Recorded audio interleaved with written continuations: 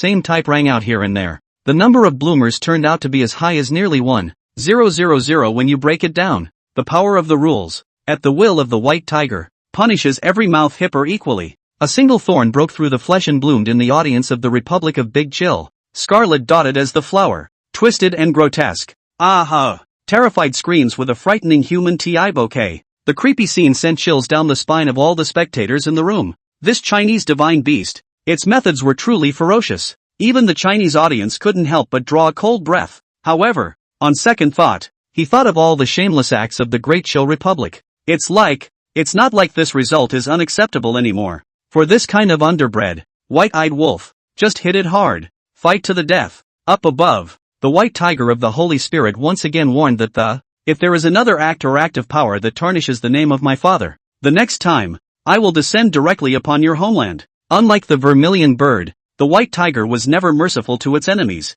and was a complete god of killing. The big cold audience that had just smeared the image of where he came from, with a single thought, no survivors escaped, including the ring guards sent by Big Cold. The words fell. After exchanging a look with Luo Yi in the air, the white tiger instantly disappeared over the ring. At this point, the sixth round of matchups came to a complete end. Below the ring, the representatives of the 9 kingdoms looked gloomy, especially Dihen's leader, Kim Gun-suk. His eyes were barely bleeding. Of course, he wasn't lamenting the lives that had been reaped by the white tiger. As the leader of the divine beast's ring, his dereliction of duty now cost Big Cold so many spectators. After returning to the country, waiting for him will inevitably be the public opinion of the verbal attack, and the compensation of these dead people will inevitably be counted on his head. Thinking about it makes his scalp numb. Shiba, this damned Chinese divine beast has killed so many people from our great cold republic. How many cold coins do I have to compensate? Kim Gun-suk's heart was dripping blood. Gold leader, the Lord President is on the phone.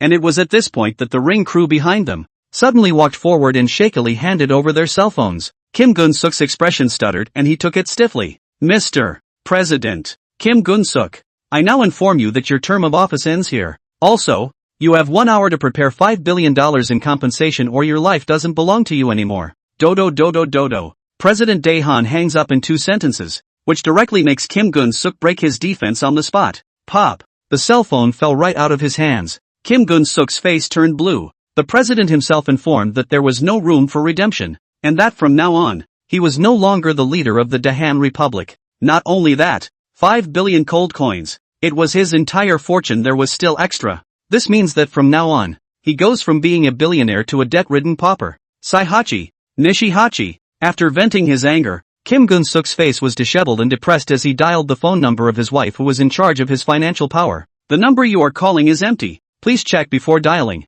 Suppressing the unease in his mind, he checked the number again and dialed again. You are calling. The same voice prompt made Kim Gun-suk only feel the sky spinning, and then his eyes went black as he spurted out a mouthful of heartfelt blood and fell headfirst to the ground. When the staff beside him realized the abnormality and rushed up to rescue him, Kim Gun-suk on the ground had a blackened face and was out of breath. He was actually pissed off alive. The 6th round of the life and death fight. Over. Wachovia takes the next step. 6-0. The dust settles as the judge reappears in the ring. Huge cheers erupted from the audience in Hwaxia at the same time. It's time to harvest. Wonderful. The strength of Hwaxia really didn't let me down. Next, welcome the fruits of victory that belong to you. The words fell. Spectators from all countries realized what was going on and blinked with envy. First, the SSS artifact. The Earth Emperor Bell. The judge's words fell. The next moment, in front of him, surprisingly, an ancient bell with an oriental shape appeared. Bronze ancient bell. Its color green-brown. Bell body height of 2 meters. The caliber also reached more than 1 meter. The marks of the years deep engraved on its surface. Bell body modeled. Patinas such as the veil of the years, vaguely revealing the past splendor. The bell body majestic and heavy, smooth and simple lines. The top of the bell cast with strange patterns, like ancient totems. Mysterious. Bell knob for the beast-shaped. Head to the sky. Majestic and solemn. Clang, clang, clang. The bell's tongue swung lightly and struck the bell wall, and the thick and melodious sound of the bell echoed in every corner of the ring. Only, the audience from other countries who didn't know about the Chinese civilization was obviously unfamiliar with this thing. Most of them, even, had never seen a Chinese-style ancient clock at all, but that didn't stop them from seeing that it was a primitively crafted piece of bronze. This thing, what's the point? A bronze item and you call it an SSS artifact? Obviously. The Inquisitor in the ring also saw the confusion of the crowd. He didn't explain. He just laughed lightly and casually tossed the ancient bell to the ring floor. Knock. Dull sound patterns spread and an invisible weight instantly covered the entire ring space. Before the viewers from various countries who were just about to express their opinions could react, they instantly felt as if a mountain had been steeply added to the back of their bodies. For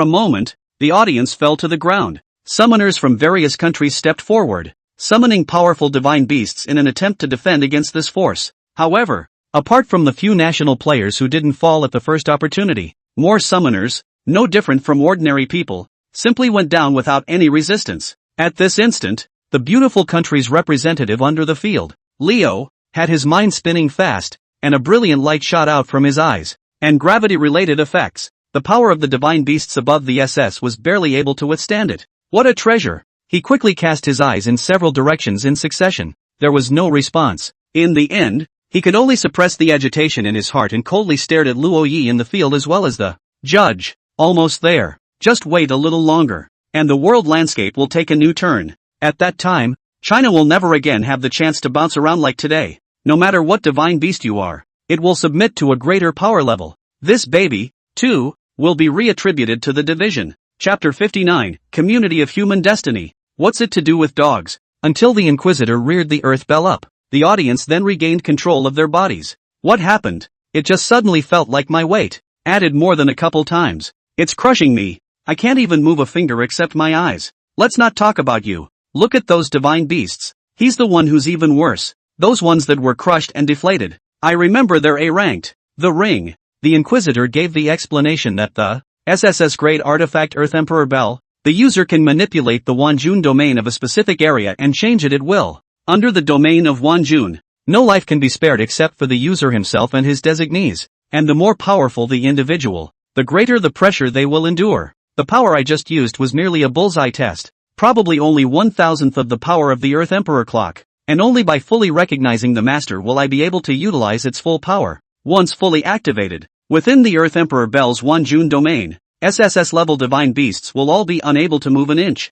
The Inquisitor meaningfully and clearly introduces the role of this SSS artifact. In a nutshell, it's an artifact that is strong when it meets strong, and control pulls all the stops. It should be realized that in reality, most of the victories and defeats of the Divine Beasts duels were only in an instant. Utilized properly, the Earth Emperor's Bell could undoubtedly greatly increase the victory rate of the Divine Beasts on his side. On the field, a few summoners listened to the explanation and cried. They subconsciously summoned their Divine Beasts to fend them off, not realizing that it was their own Divine Beast partners that were killed. Undeserved disaster. In addition, the Earth Emperor's Bell also has the function of detection. Within an effective range of 1,000 miles, the appearance of any non-friendly divine beast will trigger the bell to signal an alarm. The Inquisitor continued to add. The meaning is obvious. This artifact can be used to attack or defend. Not only can you actively release the Wanjun field against the enemy, but you can also use it as a defense warning artifact. With it, kidnappings like the last one in Kyokai will never happen again. Nice baby. Luo Yi rubbed his chin. The Earth Emperor's Bell and the East Emperor's Bell are only one word apart. Could there be something to it? After thinking for a while, Luo Yi didn't study it either. It can only be abandoned for the time being. It's something he doesn't need. However, it could be given to Long Weiguo and arranged to be used wherever it was needed in Huaxia, but it could be utilized to its fullest potential. With that thought in mind, Luo Yi reached out his hand, and in the next moment, the Earth Emperor clock transformed into a small bronze clock the size of a palm and fell into his hand. Ha! And weirdly obedient? Touching the mottled little clock, Luo Yi inexplicably felt a wave of familiarity. This thing, perhaps, was once an artifact from Chinese history as well? The day of recovering the relics of Chinese legend. Well, moody. However, in contrast to this, there will be people who will be very unhappy in their hearts. Che, we have SSS divine beasts in the Sakura Empire. We can't even look at this kind of trash. Only China would treat such a thing as a treasure, and give it to us, the Three Kingdoms, and not even want it. This kind of thing is abundant in the legendary history of our great cold republic. Every single one of them is strong and explosive. Obviously the heart is sour, but the mouth is still hard. That's the nature of the Sakura Daiken-san audience. Watching Huaxia get the artifact was worse than killing them. The whole thing is emo without a mouthful, but no one on the field was paying attention to them. The audiences in various countries look at them more like clowns. Playing a one-man show made it harder for them. In the ring, watching Luo Yi retrieve the divine weapon, the Inquisitor pulled another object out of space once more. This time, it's a techie, silver metal suitcase. Inside is your extra reward for winning this round. The crystallization of future molecular recombination repair technology. The Inquisitors solemnly handed the suitcase to Luo Yi personally. The leaders of the various countries sniffed, and their eyes grew hot, because there's enough treasure in there to change the world. Luo Yi, however, pressed the idea of opening it in public. It's a reward that belongs to Huaxia. Of course you have to go back to your own people to enjoy it. For a while, the leaders of the 9 countries were scratching their heads anxiously at the scene. Don't eat the sour radish. Huaxia, as a big country in the east, the player pattern is a bit too small. Don't even give us a chance to take a look. Baka, molecular recombination repair technology was introduced, which could turn the medical world upside down. How many diseases will be cured? Huaxia, is there no empathy at all for the underprivileged of the world? The viewers of ACI, Sakura Nation and Beautiful Nation are right. This kind of reward that is beneficial to all mankind. It's only right that Huaxia should take it out and share it with the world. Hasn't China always prided itself on advancing world peace and calling for a community of human destiny? Now you are hiding such a good thing for your own use? Is that right? Do you ever think of us as family? I hope that Huaxia can share future technology with several of our countries and not be a country with a heart of gold. Seconded by Dahan. Sakura seconded the motion. In the realm of shamelessness, the audience of Big Chill and Sakura Nation has been completely unbeatable. How dare you have the face to say such things as a family to Huaxia, mixedly forgetting that a few minutes ago, his own player had died in Luo Yi's hands, and even more so, he had put the 9 countries siege against Huaxia behind him. But, the molecular reorganization and repair technology, I must say, does impress enough. Many of the country's spectators are now looking forward to it. This is a technology that, when used well, will be a boon to all mankind. All diseases will disappear from human beings. Luo Yi turned his head and glanced out at the field, suddenly grinning. Technology sharing? Of course not. However, it is not impossible for Huaxia to provide mature technological help to countries in the future. Hearing that Luo Yi had gone soft, the leaders of the various countries had their hearts in their mouths. As long as the technology is not blocked, there will be plenty of opportunities to steal it back in the future. However, in the next moment, Luo Yi's words directly and mercilessly shattered their fantasies. Except, of course, the 9 kingdoms. There is no intention of joining the dog for the time being within the community of human destiny in Huaxia.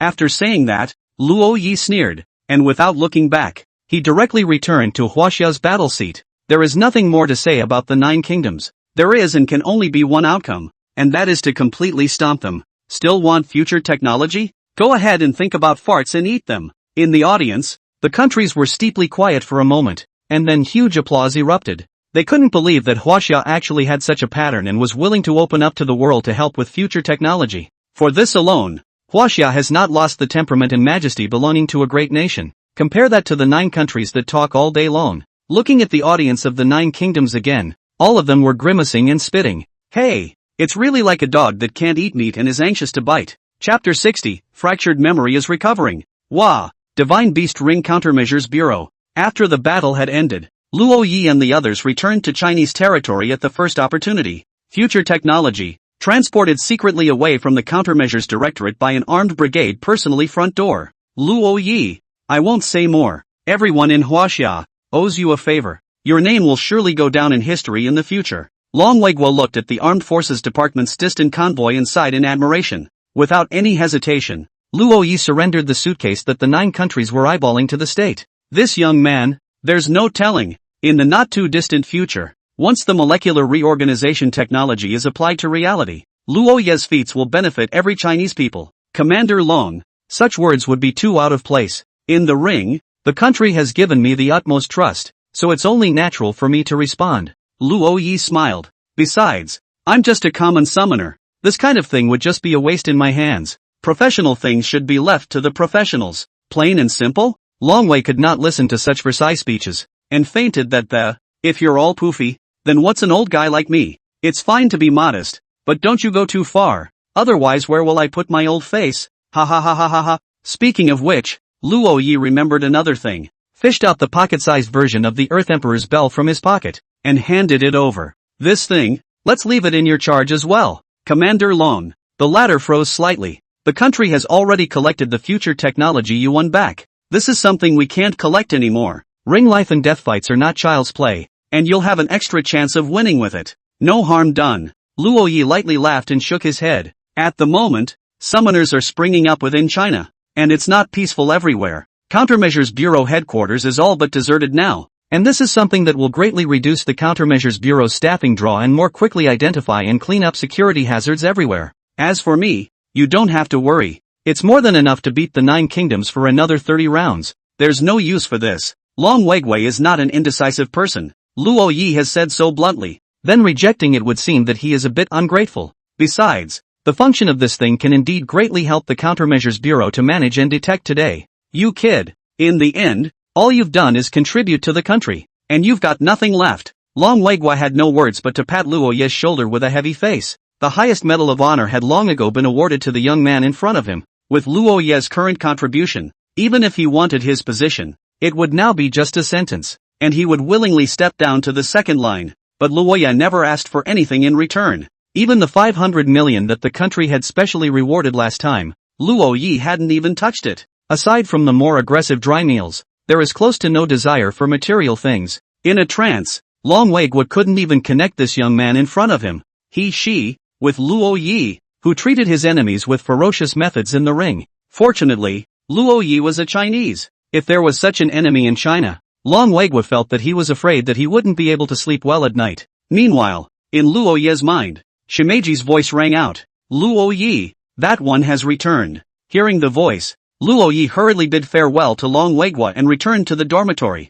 Floating mountains and seas painted scroll. Luo Yi's consciousness sank into it. It was an area with a thin seal, and at first, Luo Yi even thought that it was just a blank slate, until after a few matches, there were many more figures on the blank scroll. Qi, the demon god, is one of them. Qi ancestor, as Luo Yi called out, the 7-foot-tall man manifested out of thin air. His muscles were churning. He was clad in black and red battle armor, and his bronzed skin shone with a feral glow. Underneath the hideous animal bone mask on his head, Only his eyes were revealed as if they were burning flames, bursting with gut-wrenching battle intent and domineering aura. Above his shoulders, he carried a pair of huge and heavy battle axes, the axe blades flashing with cold light, as if they could easily split open the heaven and earth. A belt studded with spikes was cinched around his waist, and sharp short swords and long, curved moon blades hung on his left and right sides. On his back was a huge hard bow with a pot full of sharp arrows. Armed with a sharp weapon, the whole person seemed like a moving arsenal. The name of the Lord of Soldiers is well known.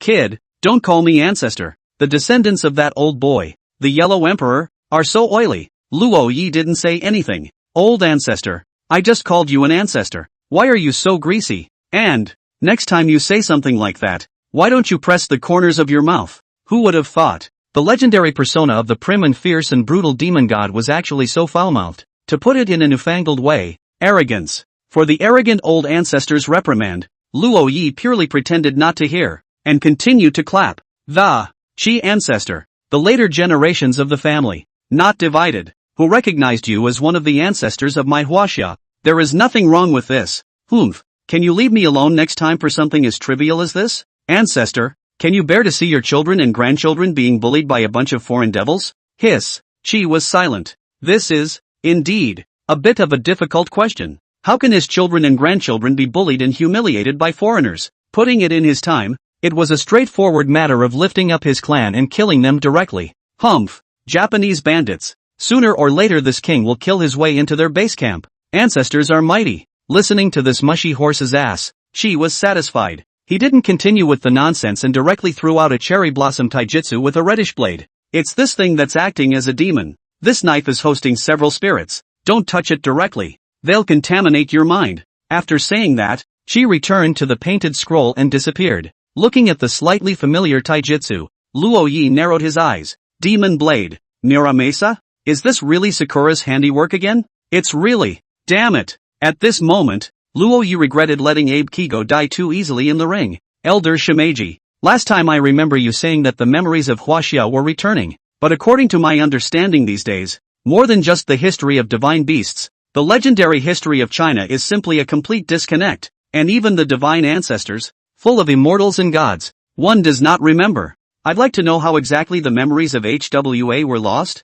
Luo Yi asked Shimeji the reason. Now, even Sakura's legendary weapons had begun to appear, which was giving him a danger signal. This is an area where China remains a blank slate and memories are lost. Needless to say, if he hadn't shown up, Huaxia in the ring would have inevitably suffered even more. It was as if this side of the world was deliberately targeting Huaxia, but obviously, Shimeji couldn't answer that question either. I'm sorry, but at the moment it seems like there are higher levels of power involved that I can't explain to you. But one thing is certain. As long as you continue to summon the divine beasts of Huaxia to appear in the world, Huaxia's memories will also accelerate, and at that time, the question will surely be answered. Chapter 61 Out of the Battle Formulated. Agri and Sunset. Cherry Blossom Country. Ministry of Imperial Rehabilitation. This time, only the leaders of the 4 countries including Sakura, the Great Cold Republic, the Beautiful Country, and the Sapphire Country were present. The new leader of the Great Chill had just died, and the replacement was already in place.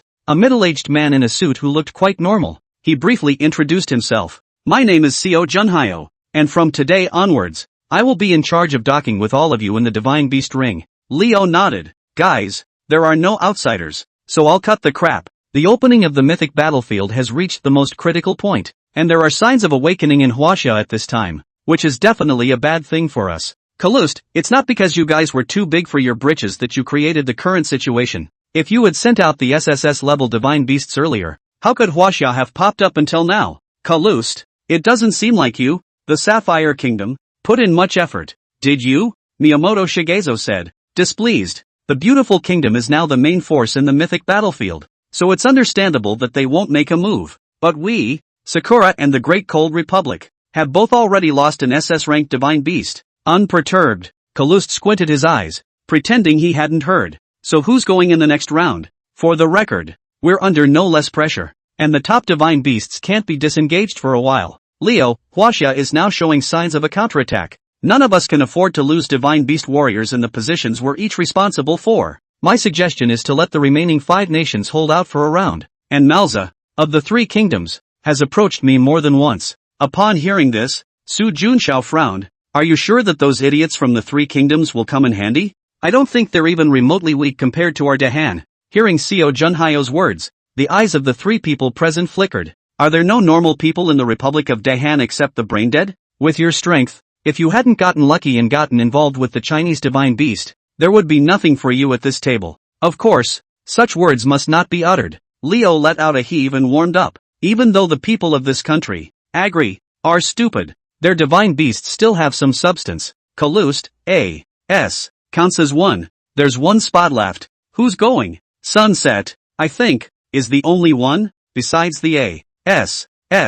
that can be of any use at all. However, their two countries are not all cuties. In this case, may not agree to go to war. Benefits as long as it's enough. I don't believe they can hold back. Once they win, promise SSS artifacts for their two countries to distribute amongst themselves. What do you all think of this condition? Yes, there's no harm in giving them custody for a while. Then again, my Sakura country also has a divine weapon that has not shown up so far. If we could have found it earlier, it wouldn't have caused the resurgence of Huaxia. SSS artifact Earth Emperor Clock. According to my opinion, I'm afraid it is also very likely to be part of the Chinese legend. The judge of this ring, I suspect that it is possible to be. Alright, divine artifact recovery is already a major trend as of now. It won't be long before the ring pattern is reshuffled. Let's first inform the leaders of these two countries to get ready. No matter what the divine beast ring is all about, this situation, it can't be maintained for much longer. A couple of leaders full of bad blood conspired for half a day, and the meeting was able to end only a couple of hours later. On the other side, agree, Melza received the notification from several countries at the first time, and being fooled by a joint blow by several countries, and being promised the right to distribute SSS artifacts, he responded with a single bite. But it was clear that Harsh was not so gullible. A giddy Melza had just reported the news, and was straight out of the gate. Aren't you? Those vampires in the beautiful kingdom will give us the goodies? Do you have a reply inside your head? These guys, they're definitely trying to use this opportunity to weaken the power of our divine beasts in Agri. I for one will not let them have their way. The information was not equal, and Harsh could not tell what the beautiful country and others were really up to, but extrapolating from the insidiousness of countries like beautiful, this is definitely not good. If you think about it, you know that today's Huaxia is not only terrifyingly strong with divine beasts, but also, after the last round, has obtained SSS divine artifacts, which is like a tiger with wings. Just tell them that A's kingdom, will not participate in the next round of sparring, and whoever wants to go will go. On the side, Melza showed a heartfelt expression. Lord Harsh, I have already posted the information about the outing in the ring space. Walter? Harsh's black face turned darker all of a sudden, and he flew up to give Melza a dog kick. Stupid. How did I ever drag your dumb ass into this position in the first place? After an angry scolding, the red-warmed hash gradually calmed down. Once the battle information is uploaded to the ring space, it cannot be changed. It's too late for the A.S. to pull out now. They have to give it their all. Notify the summoners of Calvary to return home immediately. In the next round, we have to win no matter what. At that, Melza was startled. Lord Harsh, is it necessary to use Garuda? That guy is strong, but he's our bottom card. Nowadays, apart from a few people from the Three Kingdoms, no one in the outside world knew that this divine beast had been successfully contracted by the Three Kingdoms. To a greater or lesser extent, all countries have some means of reservation. This Garuda is one of the undercurrents of the Agri state. The initial sighting was in the naturally managed habitat of one of the elephant herds. According to administrators at the time, adult elephant locator signals in the area within the administration were flying off the charts. After only half a day, by the time the managers had found the last few elephants, they were treated to a scene of a lifetime. A huge, monstrous bird with a giant human face and a bird's beak soaring through the sky. Just by opening his mouth, he set off a storm, and dozens of adult elephants on the ground directly rose up, or swept up into the sky, and fell into the mouth of that strange bird. A mouthful, dozens of adult elephants. Just by thinking about it, one could comprehend just how terrifying the size of this rock bird was. Whatever they're up to, since they're all unwilling to go to war, Agua will have no choice but to take the artifacts. Although Garuda is not rated, his strength is definitely not weaker than those top-ranked SS divine beasts. It's also time to show this world the true power of my Agri kingdom. Lest these guys, they always disregard me. The Three Kingdoms, in their eyes. By the way, there's one more spot. Which country is fighting? Melza climbed to his feet and said resentfully, it's Sunfall, and their leader has agreed to fight. Harsh narrowed his eyes. Contact their leaders for me. This round, they must cooperate with us, the three kingdoms, to take down Huaxia in one fell swoop. Chapter 62 Level Unknown. Garuda enters the Beast Ring. Half an hour before the showdown begins, Melza showed up, took his own players, and found the leader of the Sunset in the first place. Well, have you, Sunspot, decided what divine beasts to send out yet or not? Because of the failure of Sakura and Daikan in the previous round, Hibiki realized that sending out a weaker black dog would probably just be giving away food, so they dragged it out until now. The two countries were now on the same boat, and at that, Anderson had no intention of hiding. Here, isn't it already written on the ring notice? Little Red Riding Hood, have you heard of it? I'm sorry? Melza looked up and saw the English word for Little Red Riding Hood, and his brain buzzed. Little Red Riding Hood? This is the Divine Beasts versus, not the site of the children's book exhibit. Are you Sunbursts crazy? What's in it for you guys if you lose this one? We sent out our undercard and you guys actually took Little Red Riding Hood out to perfume us. Have you Sunbursts been reduced to fighting ring games on fairy tales? Because of his anger, Melza's face was black and red with rage. Oh no. Anderson hurriedly shook his head. He's not that fairy tale Little Red Riding Hood. Technically, Little Red Riding Hood is an extremely scary demon in our Sunset folklore. He's a monstrous creature with an extreme obsession with blood, and he's only called Little Red Riding Hood because he's short and has a red hat, not the fairy tale Little Red Riding Hood. Melza, it doesn't sound like it's too far off.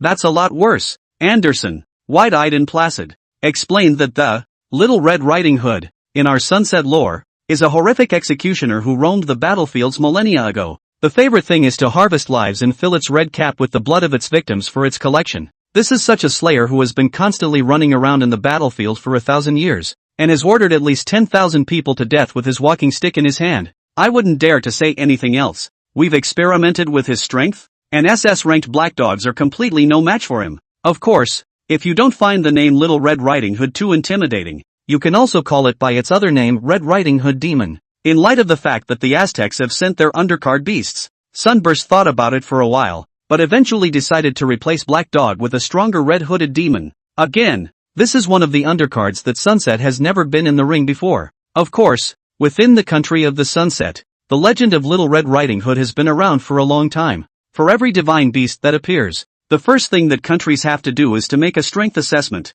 The Red Hat Demon's values in all aspects completely crushed the SS-ranked Black Dog, and it had an extremely high popularity appeal within the country of Sunspot. And seeing that their own beast sent out this round was Little Red Riding Hood, the Sunset crowd was full of anticipation. They thought that their own Little Red Riding Hood, in terms of strength, would definitely not be weaker than the ones ranked in the top few in the SS class, and was just lacking a chance to prove her strength. And today, it's time for Little Red Riding Hood to testify to her name. No one will be better off if Huaxia wins again. I hope. You Sunburst aren't fooling us. Melza coldly threw down 2 words and turned away. Behind him, the young man smiled arrogantly toward Anderson, then turned to leave as well. Is that kid their summoner for this round? Anderson narrowed his eyes. Being stared at by the other party actually gave him a feeling of sweating. This could only mean that the divine beast on the other party was absolutely strong and terrifying. Ah, Sangua. It looks like it's really down for the count. Half an hour passed in a flash. When the time came, the judge appeared above the ring right on time. No bull *******. Straight off the bat. The 7th round of the Huaxia life and death fight will now begin. The dueling sides, China versus A3 and Sunset. To reiterate, in the current mode, the Chinese side wins and is rewarded with an SSS artifact and unlocks random future technology. The 9 Kingdoms side wins, and also receives the SSS artifact. Participants from both sides, please enter. The words fell in the direction of the A tribe. Vikram couldn't wait to get into the ring, because of the fact that A.S. had been smashed to death with a stick by a slice of the audience earlier. At this point, A.S.'s audience was already pitifully small, and with Vikram fighting for the first time, no one even recognized him and the crowd reaction was extremely dismal. It was unexpected. The imagined applause and cheers were simply not there. Bunch of fools. As a top-tier divine beast summoner, Vikram's confidence was instantly dented and his face grimaced. Later on, I'll let you fools take a good look at who, in the end, is the real divine beast summoner. On the other side, Day Whatever's competitors also made their way to the ring. It was a middle-aged man over 40. His forehead was slightly bald. His hard, high nose was flanked by slightly tired, pale blue eyes. His cheeks were slightly flabby, and he carried a not-so-subtle flab on his chin. Plain and simple. Put in a crowd, turn your head and you'll forget what he looks like. Similarly, the sunset contestant made his debut in the ring to a mediocre crowd reaction. Seeing that there was some coldness in the room, the Inquisitor made a noise that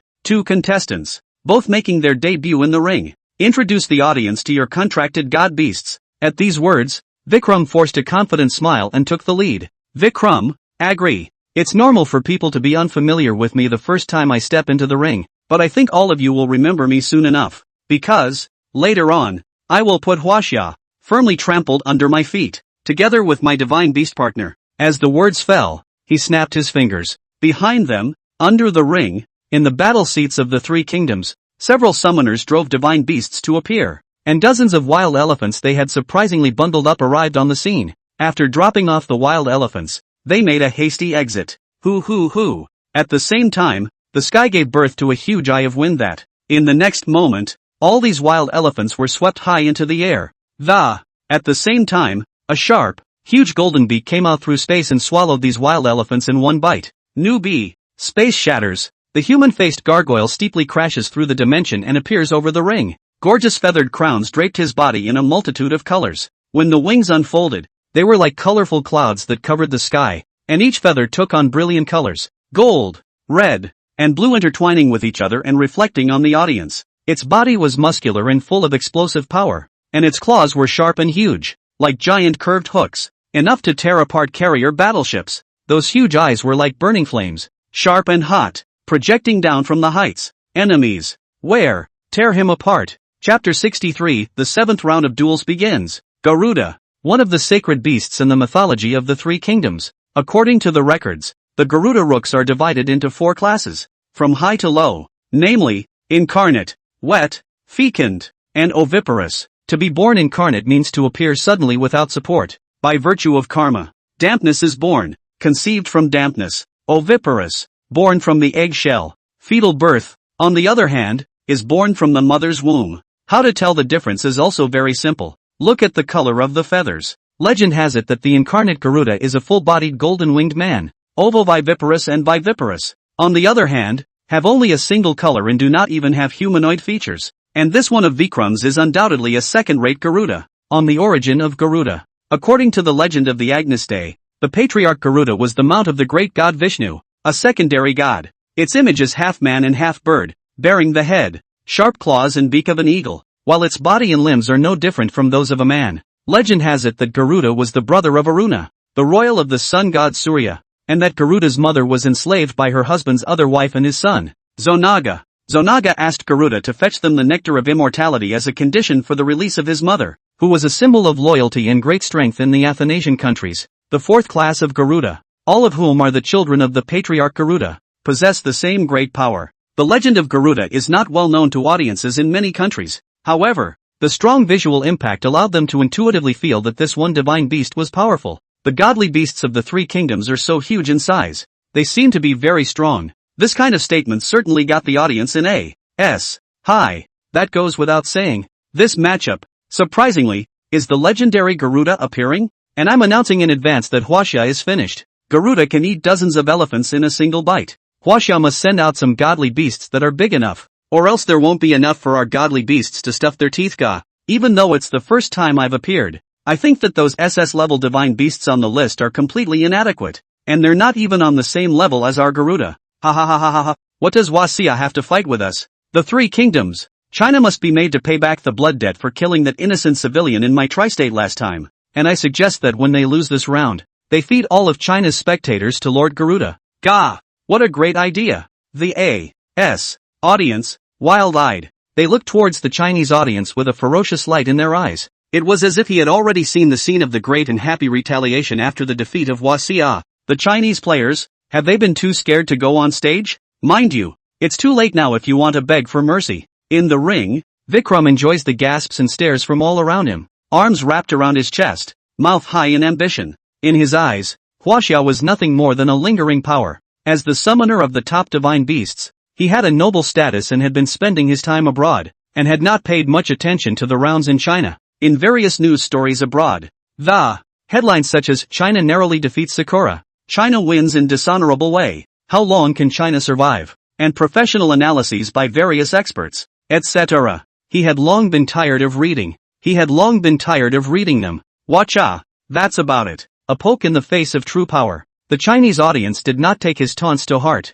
For the figure that had come so late had arrived. Take it, eat it in the ring, don't starve. This is your sister-in-law's favorite snack. If it's not good, you can slap my brother in the face. In full view of the public, Luo Yi had a helpless look on his face as Luo Jun forced some things into him and carted the point to mount the ring. Dealing with the demon sword Muramasa took a lot of time, and the countermeasures bureau staff wouldn't have had the heart to wake him up if it hadn't been time. It smells really good. Sniffing the meat sandwich in his hand, Luo Yi, who had just woken up from his nap, did feel hungry, and ultimately didn't resist taking a bite. The crust seems to be baked with an exclusive secret recipe and is crispy and crumbly in the mouth, and the interior is filled with carefully marinated preserved pork, fat and lean, with a briny aroma, and is interspersed with crisp green peppers and an exclusive secret sauce. One bite, the gravy overflows and bursts out, refreshing and fragrant. The whole audience? They were flabbergasted. Chinese players? How is this eating in the ring again?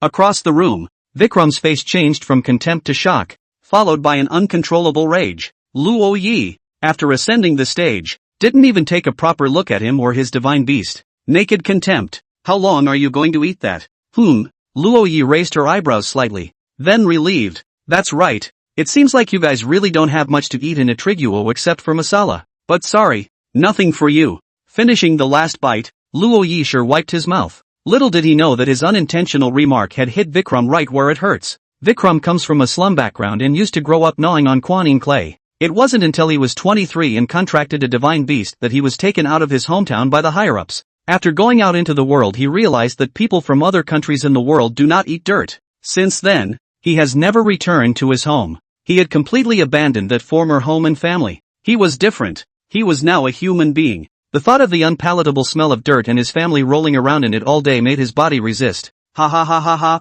In addition to masala, there is also flavored Ganges river water for them to drink. Life is tasty and delicious. Sigma_angle, vomit. Stop it. I heard that they wipe their butts without paper, exclusively with their left hand, and they eat with their hands, so feel it for yourself. Ha ha ha ha ha. Listen to the laughter from the Wahini audience. Vikram was completely red warm and on top of his head. Gas was actually coming out, because all of what the Wasia audience said, he had experienced it firsthand. Lies don't hurt. The truth is the quick sword. Shift. What a mouthful. With the Chinese, there is no need to say more. The glory of the Sunset Empire will be restored today at the hands of my Charles. To the side, the middle-aged summoner of Sunset, seeing Vikram so simply fall into emotional passivity, cursed his stupidity. Not daring to delay, he pulled a white hat from his pocket and placed it on the ground, followed by a small knife. The blade cut through the palm of his hand, and blood dripped onto the hat, quickly infesting the white hat with bright red.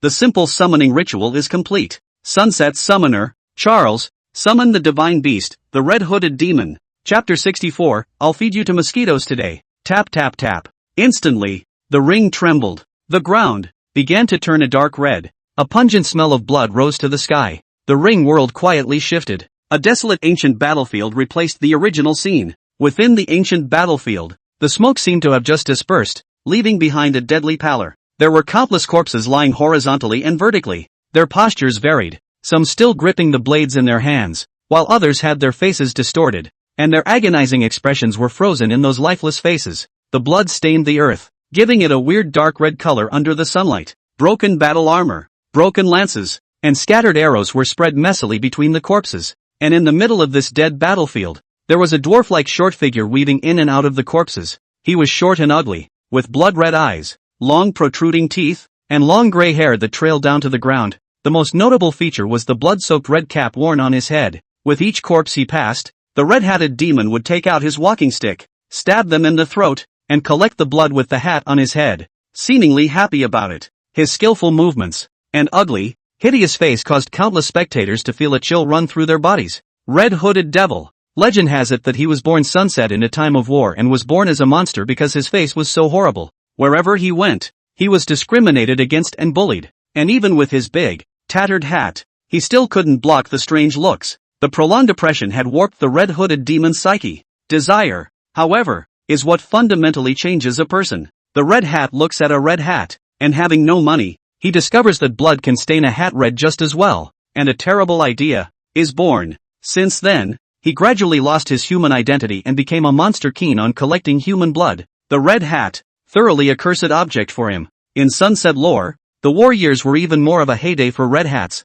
and the more blood the Red Hats collected, the more powerful he would be. A monster that had collected blood for thousands of years, and after Sunfall's experiments, the power he possessed was already enough to kill a normal SS class in seconds. Vikram, who was on the sidelines, couldn't help but be slightly creeped out by the sight. It's amazing that Sunset has such a terrifying monster. Surprisingly, it's not weaker than my Garuda breath. On the other side, the Sunset audience, familiar with the legend of the Red Hat, was even more excited. Wasia, now you're totally screwed. I didn't expect it. Our Sunset Empire, there is still such a powerful divine beast base. In terms of strength, the Red Hat demon is equally capable of killing SS level in seconds. A strong batch. The first of the revival of the Sunset Empire is about to begin at the Red Hat's debut. I'm afraid that the Chinese players are so braggadocious that they think we're not as strong as Sakura and Dahan. Now they're dumbfounded. The three kingdoms have Garuro. We, Sunset, send out the Red Hat. Two divine beasts stronger than Sakura Daikan.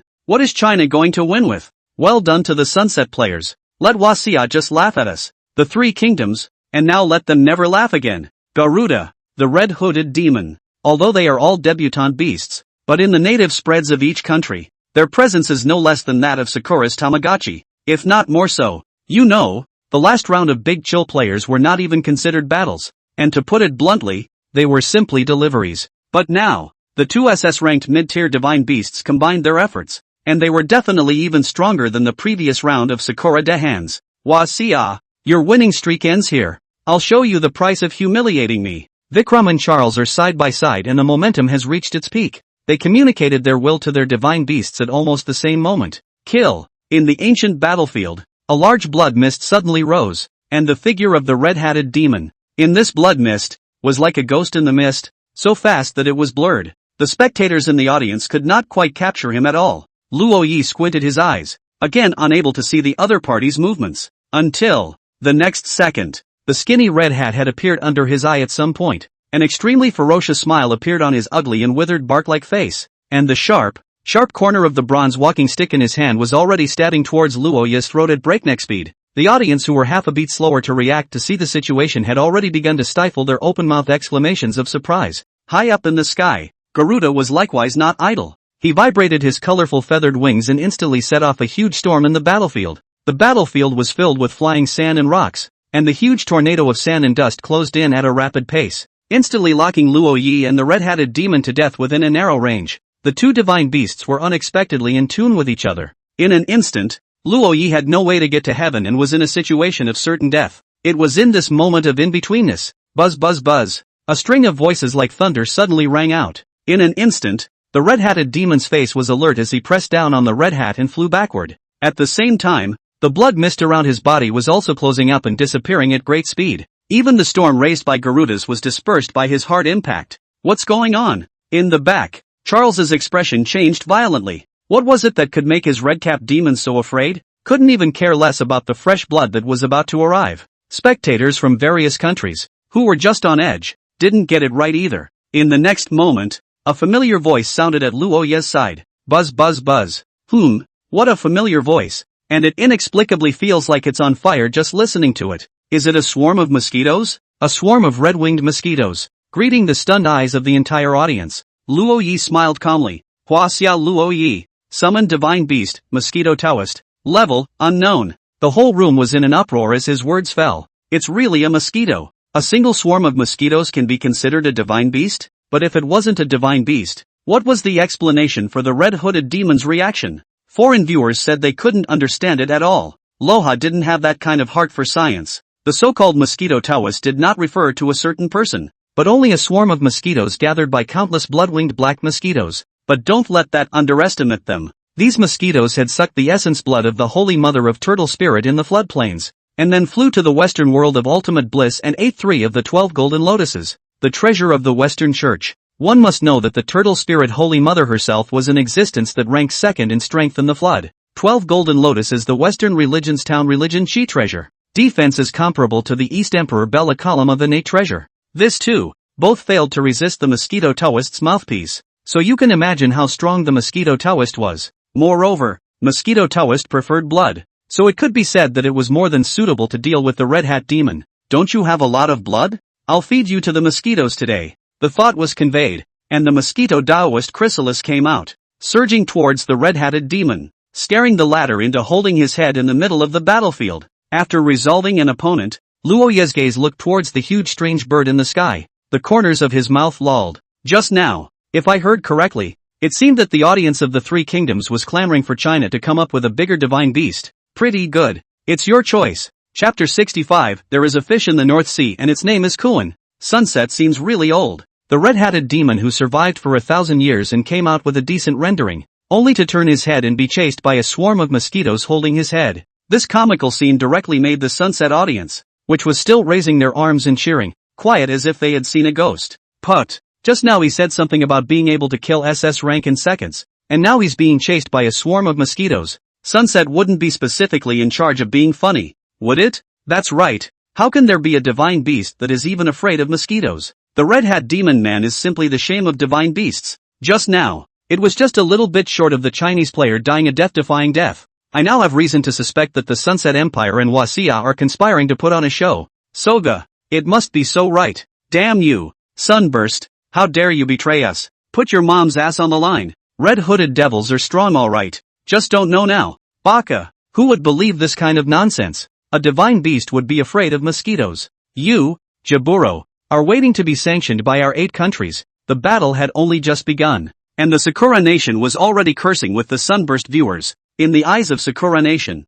Sunburst is purely an act. The Sunset audience, on the other hand, was left speechless. After all, even they themselves didn't see why the legendary terrifying beast, the red-hooded demon, would be so afraid of a few mosquitoes. Being scolded, the Sunset viewers simply stopped defending themselves and just started firing back. For a while, spit flew from the audience in both countries. On the other side, the Chinese viewers skillfully pulled out melon seeds and drinks of mineral water and started the monkey watching mode. What's the rush now? We can't just fight later, can we? Off stage, the gazes of the leaders of several countries who were looking at Anderson at the moment became a bit skeptical, and from the beginning, Anderson, the Sunset leader, grimaced and didn't say a word. It was just that the heart had already turned over. In the experiment, the red-hooded demon was simply crushed against a normal SS-ranked divine beast. With his ferocious personality, his current behavior was completely unreasonable. Problems that can only occur with those mosquitoes. Are these mosquitoes really scary? The mosquito that even the red-hooded demon was afraid of couldn't be SSS ranked.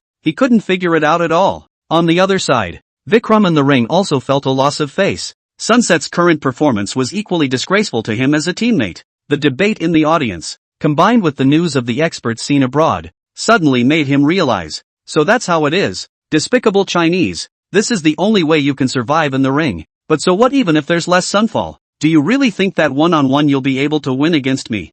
Vikram smiled coldly, his gaze arrogant. I've heard that the first few divine beasts of your Huaxia were quite appalling in size, so I feel the need to show you what it means to be a true giant beast. Garuda. As his flurry of self-important speeches fell, in the sky, the circling giant bird, Garuda, let out a long, high-pitched cry and began an amazing transformation. Its body expanded rapidly, every inch of its bones stretching and every feather extending. The already huge figure was even bigger at this moment at an unimaginable speed. Its wings spread out and covered the sky, as if incorporating the entire dome of heaven. The air currents around it formed wild swirls from its changes, and every time it lifted its wings, it triggered a thunderous roar. At this time, the Garuda has become the overlord of the sky, huge and majestic. All things in the world in front of it seem incomparably small. It hovered high in the sky, overlooking the ring as if it were a god that ruled the sky. Great! It's too big. With a huge arm span of almost 1,000 meters, it is said to cover the sky. The Divine Beast Ring.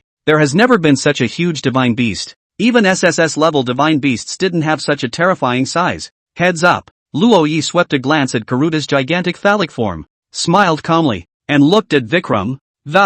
Have you heard of the Chinese legend that in the north of the final north, there is the dim sea, which is also the heavenly pool? What the hell? Vikram froze. This Chinese guy is a cutie, is he? Even if he could still laugh at this juncture, he actually discussed the Chinese legend with him? Regardless of your dimming sea heavenly pool, you won't be able to escape death under my Garuda divine beast today. See this, and consider yourself thrice blessed. Luo Yi shook his head, no longer bothering with the illiterate. A ringing finger tapping. Boo. It was as if a drop of water fell into a calm lake. The spatial ripples were centered on that drop of water and quickly spread outward. The entire space began to tremble slightly, and the originally stable light became distorted. Like a dream, the air seemed to be alive, slowly flowing and forming swirls of airflow visible to the naked eye. The ring, in an instant, was split in two. The ancient battlefield was squeezed into a corner. The next moment, Vikram's feet trembled steeply. He blinked and was treated to the scene of a lifetime. See, a sea that looks up to infinity. He was standing on a large sea. The profound ocean directly occupied the entire ring space, and even the sky Garuda appeared small in front of this boundless ocean. The northern darkness, like a sleeping beast, it came down quietly. The sea was as calm as solidified black glass, yet it exuded an unfathomable aura. The color of the sea was as rich as the purest ink, and no ray of light could penetrate its depths. The waves cascading under that sea were like ghosts in the darkness, surging silently with an eerie stillness. The deeper one looked, the more one felt the inexplicable fear brought about by the depth of the sea, and in that endless abyss, there was only eternal silence and a suffocating sense of oppression. Even the Sakura Nation viewers, who were obsessed with furiously spraying sunset, stopped barking and shifted their attention at the moment. Baka, scared the hell out of me. What's this Chinese kid up to again? Is he trying to drown us all? Yossi, I get it. The divine beasts of China must be swimming in water this round. They're going down. The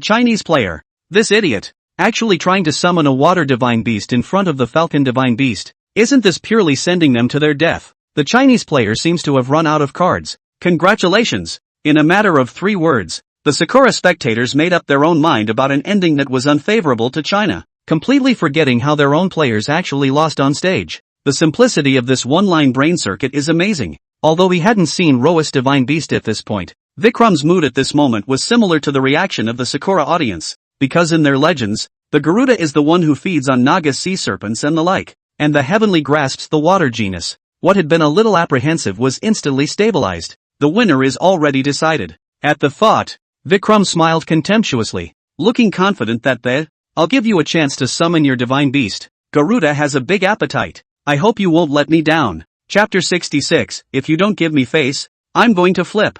I'm looking forward to it. Luo Yi let out a light laugh. Vikram is so honeyed confident that it's only natural for him to respond ruthlessly. There is a fish in the northern underworld, and its name is Kuan. I don't know how many thousands of miles the Kuan is big. Luo Yi's leisurely voice fell, and the arena was first quiet as a needle could be heard. What followed was the usual barking of dogs coming out of Sakura Nation. Yossi, fish. The divine beast of Huaxia is actually really a fish with a funny name. Kuan. Ha ha ha. I unilaterally declare this round to be won by the Alliance of 9 Nations. Pop the champagne at halftime. The Sakura audience guessed the attributes of the divine beast correctly, and were even more excited than the Asia manga party, haunting the audience. In their understanding, a fish is just a fish. What can it be afraid of? Even the water can't be detached. Wasi is bound to lose. I just wonder, are the people in the Sakura country born with brainstem deficiencies? How come you can hear their dogs barking everywhere? That's right, I don't know. I thought they were going to win.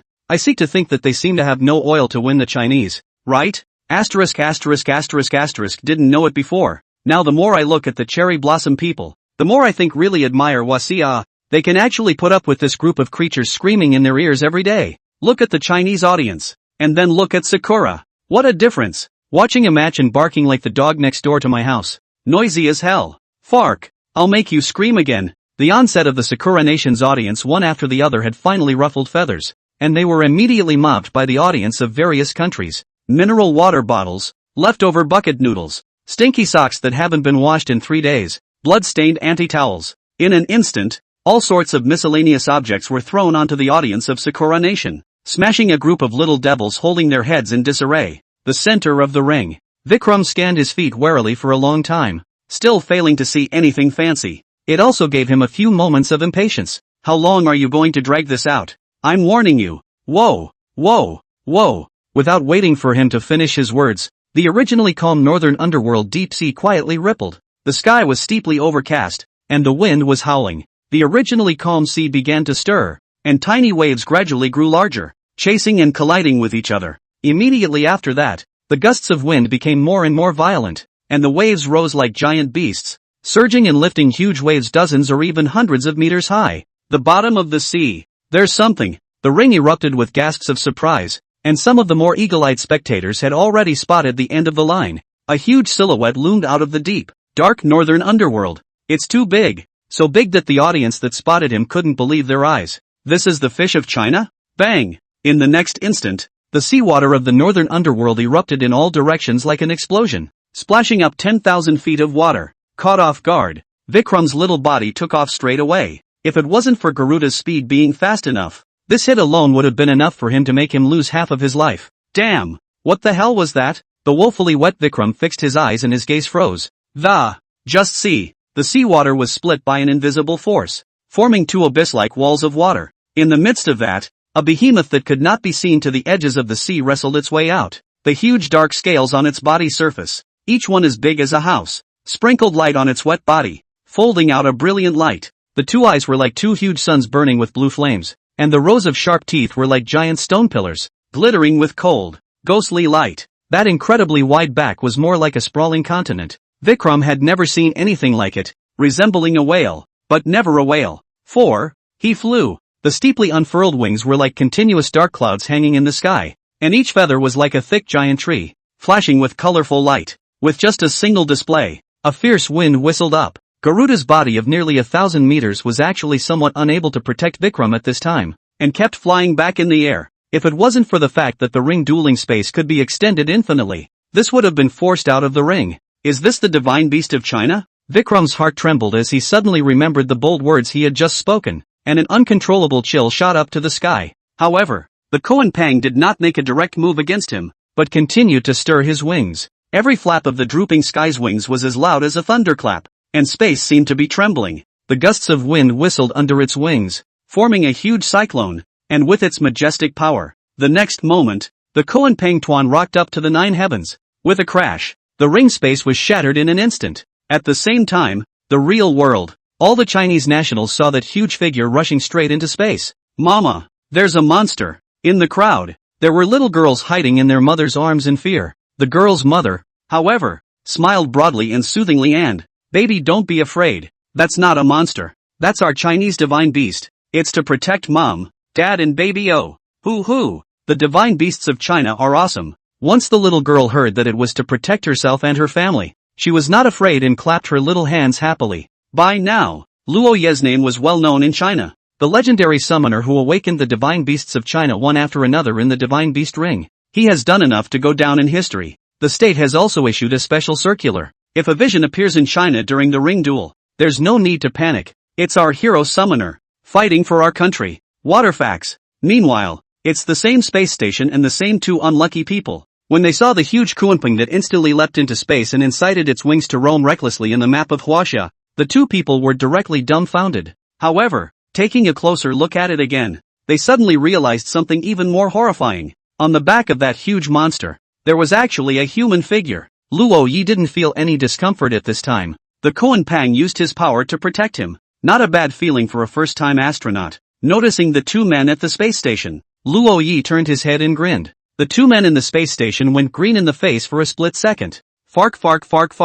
To hell, I'm seeing ghosts. Mama, I want to go home. Next moment, once again, the Koan Pang disappeared into space at breakneck speed, leaving the two space station geezers completely skeptical. The center of the ring. Before Vikram could regain his senses, the source of that horror appeared before his eyes once again. In situ, Luo Yi stood on top of the Koan Pang's head, his expression indifferent as he spoke. Warm-ups are over. Let me see just how big your divine beast's appetite is. Chance, now I'm giving you that too. If you don't eat it, you're not giving me face, and if you don't give me face, then I'm going to flip out. Chapter 67, You really dare to do it, don't you? Luo Ye's voice calmly rang out, and Vikram, green in the face, he turned back, looking at Garuda. It was clearly a gigantic divine beast of 1,000 meters, but in front of the Koan Pang divine beast that Luo Yi had conjured up, it was as young as a small chicken cub. What? You don't give me face? Luo Yi smiled grimly, revealing his tiger teeth.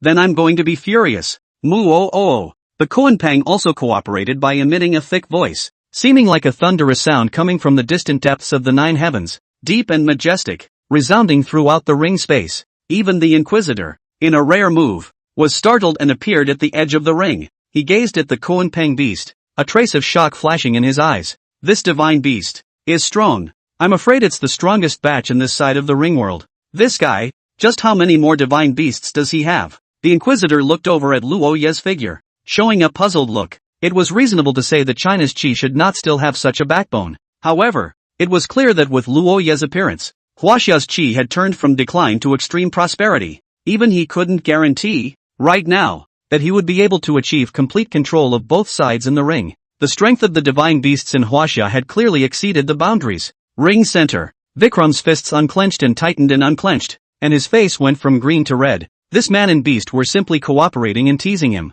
Since becoming a summoner, how had he ever suffered such humiliation? Can't take it anymore. Give it to me. Garuda, Ga? I don't believe it. The Chinese divine beast must just be bluffing with its size. Garuda, tear it apart for me at once. Vikram narrowed his eyes, unwilling to accept the truth. Upon hearing this, the foolish Garuda actually believed this speculation, and he lifted his wings, breaking through the air at breakneck speeds with his golden beak at the head, and rushing forward towards the giant Kuan Pang. The scene was exactly like a moth fluttering to a flaming mountain. No! How dare you get on? On the Kuan Pang's back, Luo Yi gave a stunned smile, not worried in the slightest. Sure enough, the next moment, what came to his ears was the deafening clash of gold and iron. Ow! The miserable howl of the giant Carpathian followed closely behind. Across the room, Vikram fixed his eyes and the man went numb. Garuda's golden beak crumbled. At the same time, the Kuanpeng divine beast's two huge eyes rolled upwards in a slightly puzzled manner. What the hell stung me?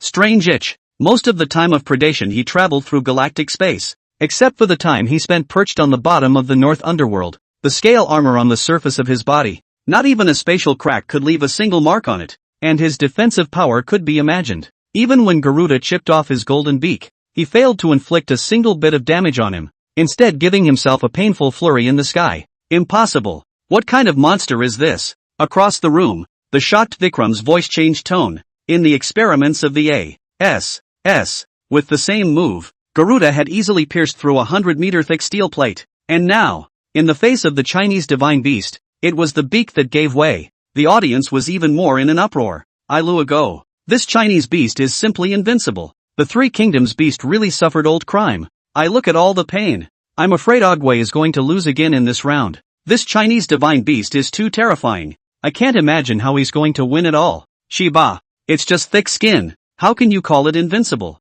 Exactly. Isn't this just a beaten sandbag? It's not even sure if it can win against the A-Tri. It is said that the sand divine beast Garuda is extremely fast. If we don't face it head on, as long as we keep dragging it out, I think the Huaxia divine beasts must not be able to do anything with it. Between arguments, the audience of the Republic of Dehan interrupted the voice boasting about China and came up with a brilliant idea. In the center of the ring, Vikram heard the voice from Big Chill and his eyes flashed. Why don't you give it a try? It seemed that he had no other choice. At the thought, Vikram's face hardened and he ate a knife hard to the heart. Life offering, on the other side, having been replenished by Vikram's life, broken beak Garuda's figure gradually stabilized. His multicolored feathers flared back up, and a look of extreme enjoyment appeared on his human face. It was just the empty gaping hole in his mouth, which he couldn't regrow for a moment. That made it look laughable and eerie. Garuda, who had been replenished with Yuan Qi, fully spread his wings in mid-air, turning into a blur of bird form light that cut through the sky.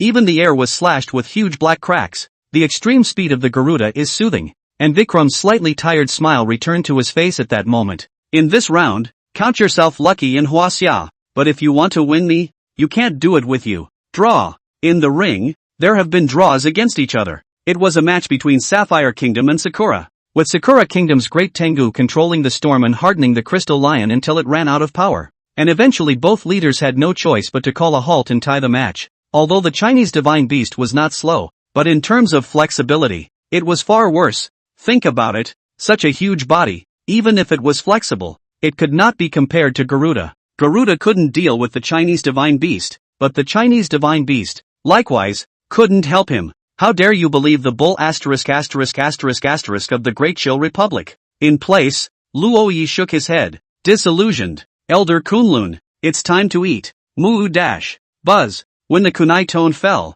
the sky swirled. The world began to twist. It was as if a giant hand that couldn't look away had suddenly stirred into the pool of water that was the ring space. The scene took a bizarre shapeshift. Audience. The spectators of the two countries, which were clearly separated on either side of the ring, seem to be close together at the moment, reach out and touch each other. It's a very weird feeling. The distance hasn't changed, yet it's close. Grunt. At this point, the scene suddenly resounded with the sound of running water. All the scenes are twisting and changing shape as if they were flowing liquid, including the audience. A strong sense of fear of the unknown assailed everyone's body. What the hell happened? If he hadn't still been able to clearly feel his presence, I'm afraid the scene would have already been in chaos. But this unspoken and eerie experience made all the viewers sit upright and not dare to move a muscle. I don't know why, but I feel as if my body and consciousness have become part of space. The Great Chill's audience is now at the bottom of our feet. It's really weird. If I pee down now, will I pee right on top of their heads? No buddy, don't you really take it off.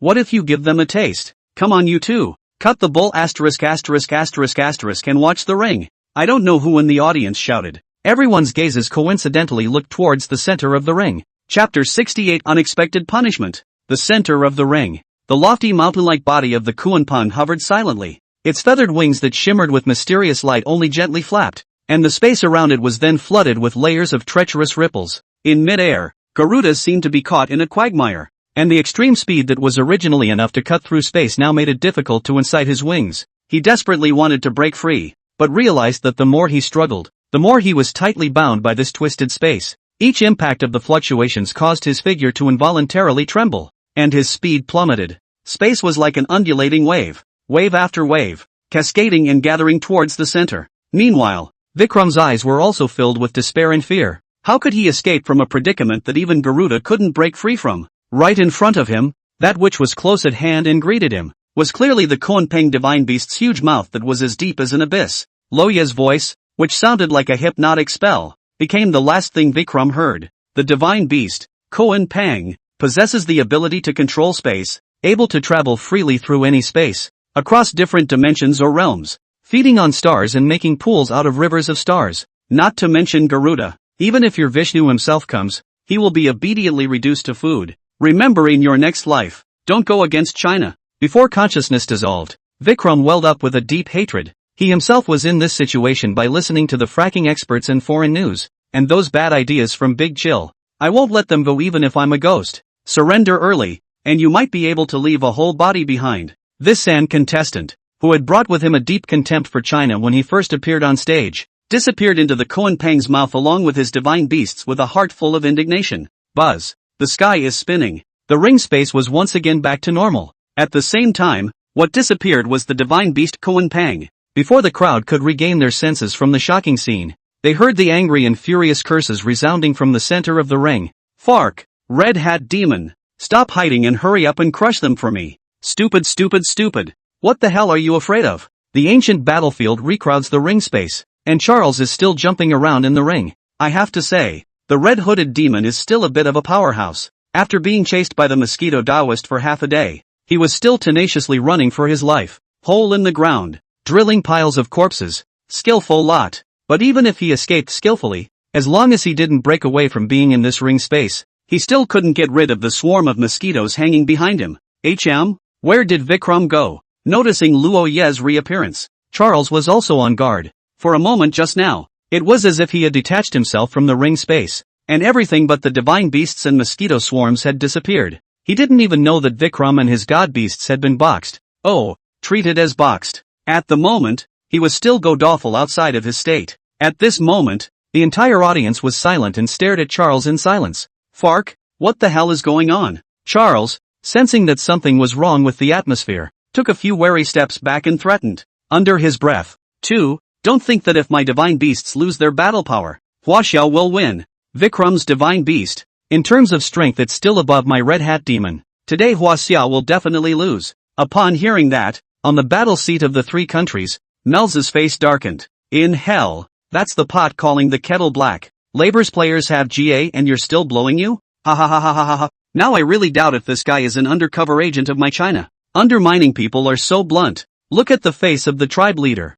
I now suspect that if Charles wasn't in the ring, he'd want to go up there and give him a few cuts. True to the Sunset Empire, the players sent out by the old man are simple. Huaxia's unbridled laughter stimulated the blood pressure of the A.S. audience to keep rising. It's so hateful. This waste of a man. Vikram has dishonored my three countries again. All of our players are dead. So why doesn't this Sunset player go die? he can't win anyway, so go ahead and die. Fark, are you people from A.S.S. guilty of sword fighting? And what business is it of our family's players if your players are dead? That's right. Your own strength is not good and you still want your companions to die together. I heard that you guys don't wash your hands when you go to the toilet. Did you eat too much poop? That's why your mouth stinks so much. Fark, are you sunbursts looking for a fight? Hey, I'm not afraid of you guys. In the ring, the audience of the two countries had a fire in their stomachs from watching the match, and the 3 words of disagreement directly and completely ignited the fuse. For a while, the ring wasn't lost.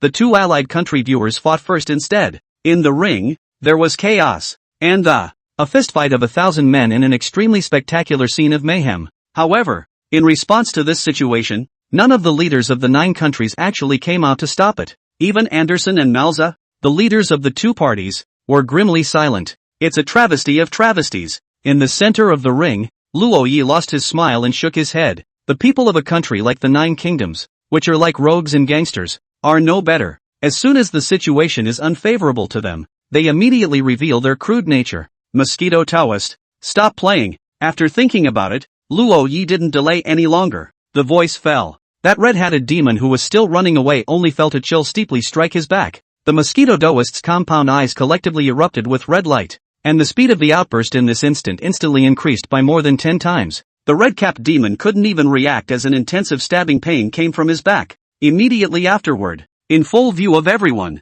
he rapidly shrunk as if he were a leaky ball of skin. In not even a blink of an eye, the legendary creature that had ruled over the folk of Sunset for millennia was reduced to a dry human skin. Even the red hat, which symbolized the source of its power, had lost its color, revealing its tattered and faded nature. With a breeze, it turned into dust along with the human skin. Red Hood Demon, die. The next second, before he could react, Charles saw the crimson whirlwind turn its head toward him. Not even a scream could be uttered as he disappeared even faster into the ring. Charles, die. Luo Yi's indifference watched everything. In his dictionary, there was never such a word as being merciful to his enemies. The 7th round of the showdown has come and gone. Finish it off completely with a total annihilation of your opponent by Rock Leaf. The center of the ring. The Inquisitor appeared just in time, but this time he was in no hurry to announce the results of the. Instead, it was casting its gaze on the audience. The 2 countries that were still passionately fighting each other, with teasing eyes. Thousands of people were fighting in a melee.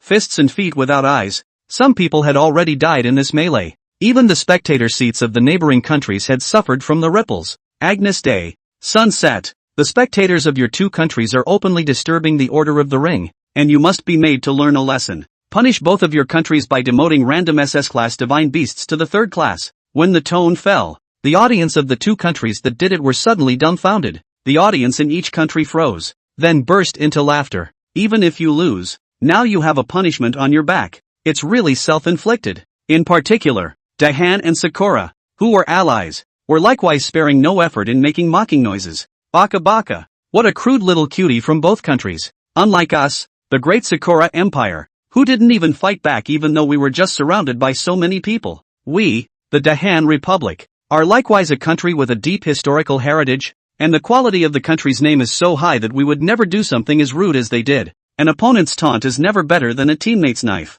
Listening to the horseplay of the 2 countries, both the Sunbelt and the A.T. viewers were exasperated with smoke coming out of their nostrils. Just then, however, the Inquisitor's words took a sudden turn, and he went on to say, of course, I've always been clear in my rewards and punishments, and although the performance of your 2 players in the ring was crap, relatively speaking, it also showed me the power of the Chinese divine beasts. This is quite satisfactory to me, so for the next round, it will be up to your 2 countries to vote on the opponent of China, as well as the level of the divine beasts that will go into battle. When the tone fell, the audience of Dahan and Sakura Country, who were still laughing, suddenly had their smiles frozen on their faces. Chapter 69, Punishment Edition. The defeated's land reduced to a divine beast corral? What do you mean by acting like a loser and letting him see the power of the Chinese divine beasts? Is this complimenting us or undermining us? Damn it, is this Inquisitor a trust invited by Huaxia? This isn't fair. It's not like the ring states that spectators are not allowed to make a move,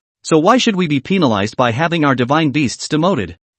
Sunset, protest. That's right, each of the SS divine beasts are our treasures. If we drop 3 grades, wouldn't that directly turn them into B grades? What's the difference between you and killing our divine beasts? We, the 3 kingdoms, are not convinced either. The Chinese player also disturbed the order of the ring before, and even killed so many of our spectators. So why don't you punish him? Even if we want to punish, we should punish Huaxia first. It's fine if he kills people in the ring, but he doesn't even spare innocent spectators. He must be severely punished. Let the Chinese pay for one life first. No, pay for 2 lives before you do that. Seeing the punishment on their backs, the A, C, and Sunset spectators stopped fighting and even joined forces to protest. Their point is simple. First, since there's no explicit rule against spectators beating each other up, they're not breaking any rules. Secondly, the behavior of the Chinese players is worse than theirs, and if they are to be punished, then the Chinese will have to pay with their lives first. Treadmill. Still not honest? Mosquito Taoist. Extra food. The coldness in Luo Ye's eyes skyrocketed. Those who just clamored to punish my Huaxia, to make my Huaxia people pay for their lives, don't spare a single one of them. Before the words fell, he only saw the mosquito Taoist instantly transformed into 10 million blood mosquitoes, like a red cloud flying towards the Sunset and San audience. For a moment, the audiences in both countries were horrified. The 2 countries' audiences, who were just spitting on each other, are now itching to give themselves a big mouthful. What is he doing messing with this Chinese madman for nothing? Just in the gap between their regrets, Mosquito Taoist had easily broken through the ring boundary and rushed towards the crowd. In an instant, the crowd cried out. However, any human touched by the Mosquito Taoist was directly sucked into dried human flesh in less than a second's effort. Screams, cries, pleas for mercy, one after another. However, these fell on the ears of the Mosquito Taoist, but did not receive a hint of pity or sympathy. It is his nature to eat flesh and drink blood to invade the human body. A few moments later,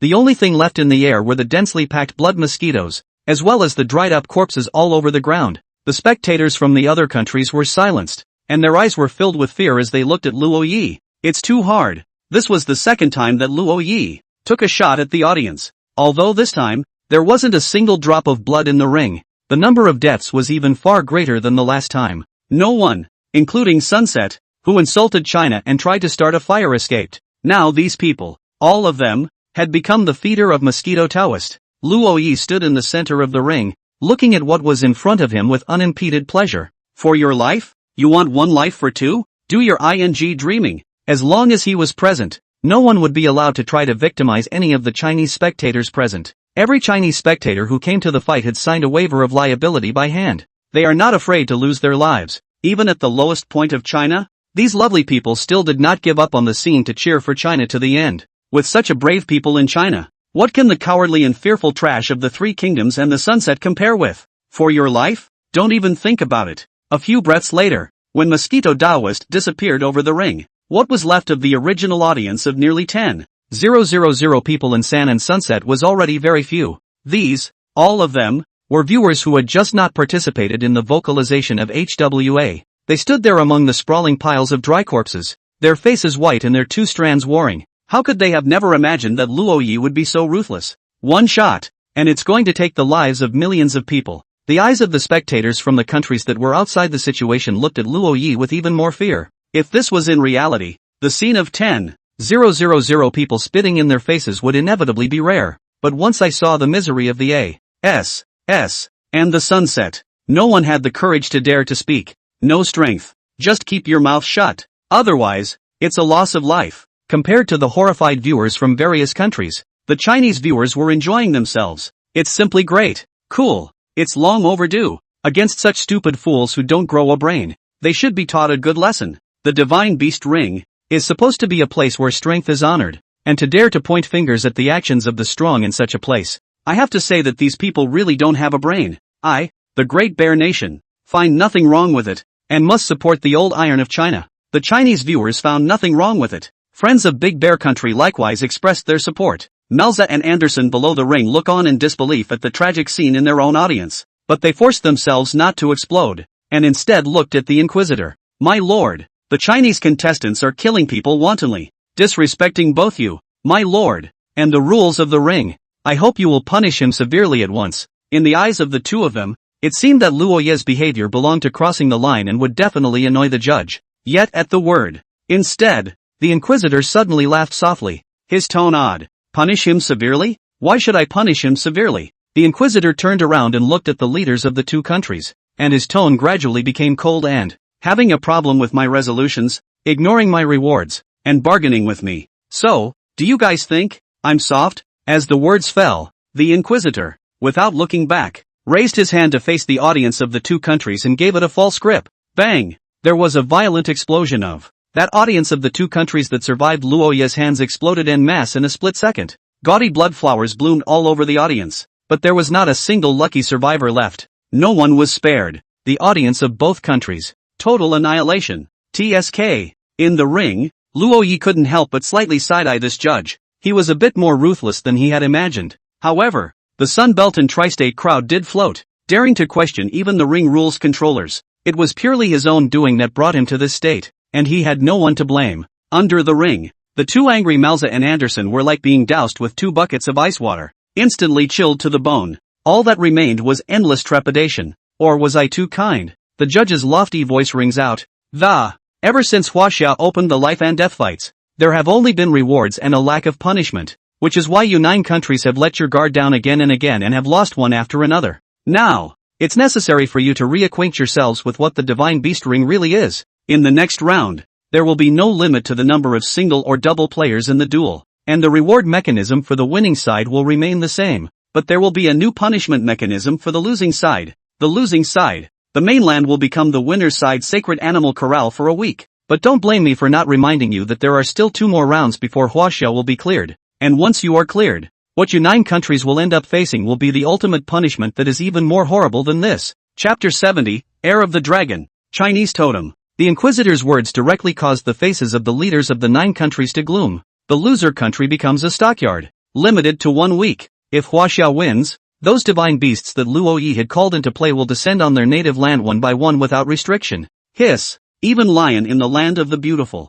All sat up straight alertly at the moment. Dangerous! Those divine beasts of Huaxia, each of which had the strength of SS above or even SSS, once they descended on their homeland, there was no doubt that it would be an unprecedented huge disaster. As for what the more horrible punishment would be, they no longer dared to think about it. The leaders of the 9 countries, just in this endless depressing atmosphere, retired one after another. They'll need to deliberate on who exactly should play in the next round. On the other hand, Luo Yi, who had once again obtained an SSS artifact in future technology, exited the ring space with the crowd after receiving his rewards. The 7th round of the showdown came to an end. The lead time until the next round of matchups has been extended to 24 hours. The SSS Divine Artifact Human Emperor Pen, as well as the results of the future technology brainwave sensing technology, were all handed over to Long Weigui to handle. After experimentation, the Human Emperor's pen can create any object on paper, including but not limited to divine beasts. The only flaw lies in the fact that the created divine beasts have a time limit.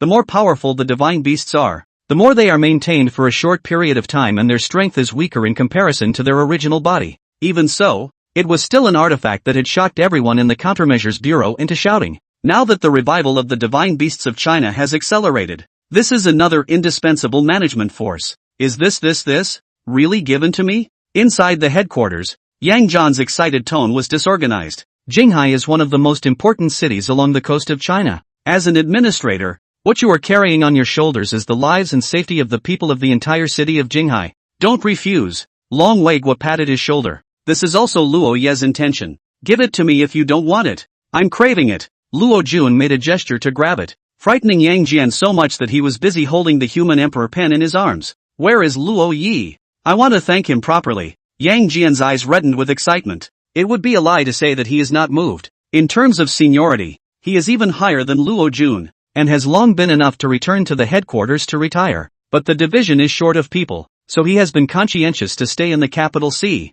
for the sake of the peace and quiet of the capital C for many years. Over the years, because of his strength, the big and small turmoils of the Jinghai were barely supported by his 1B-class divine beast, and now, with the clouds set in place, he could finally straighten his back. You don't have a chance. Loha has already been dragged out for a speech by the sheriff's department. Luo Jun skimmed his mouth and scoffed. And, TSK, you don't want to drop horse urine on me. It's not easy to come to headquarters. My brother takes you out to wash your feet and feel the tenderness. On the other side, at this moment, Luo Yi was dressed in a suit, and his already outstanding appearance was even more dazzling under the care of the gold medal stylist. Looking at her greasy face in the mirror, Luo Yi cried and laughed. He himself was surprised that one day, he would be pulled out by the sheriff's department to make a speech, and it was rumored that this activity, Or the netizens voted to come up with it, and it would be broadcast live in real time on the whole network later on. Mr. Luo Yi, there's a mother and daughter backstage, insisting on meeting you, and refusing to leave no matter how hard they try to persuade them. In the middle of Luo Ye's lamentation, the staff of the security department walked in with an apologetic face. Mr. Luo Yi, the situation of this mother and daughter. There are some special circumstances, and we can't force them. Say what you have to say. The staff sighed. They're summoners' widows. Upon hearing this, Luo Ye's eyes condensed slightly. Let them come in. A few moments later, a mother and daughter appeared in front of Luo Yi. The woman was slightly haggard, but the little girl was bright-eyed, with a vibrant crocheted hairstyle that she walked with a flutter. As soon as she entered the door, she thumped her way to Luo Yi's body and angled her little head. Hello brother Luo Yi, my name is Long Ye. I'm 7 years old. It seemed to be because she had often seen Luo Yi appearing on the television. The little girl sized up Luo Yi with extra seriousness, her eyes filled with curiosity. Hello. Luo Yi smiled, tentatively reached out his hand. The little girl did not recognize him at all. Immediately grabbed his big hand, exclaimed, seemed to be surprised again that the person in the TV set was alive. After playing with the little girl for a few moments, the staff led her to the other side of the room to play. Hello Mr. Lo Ha.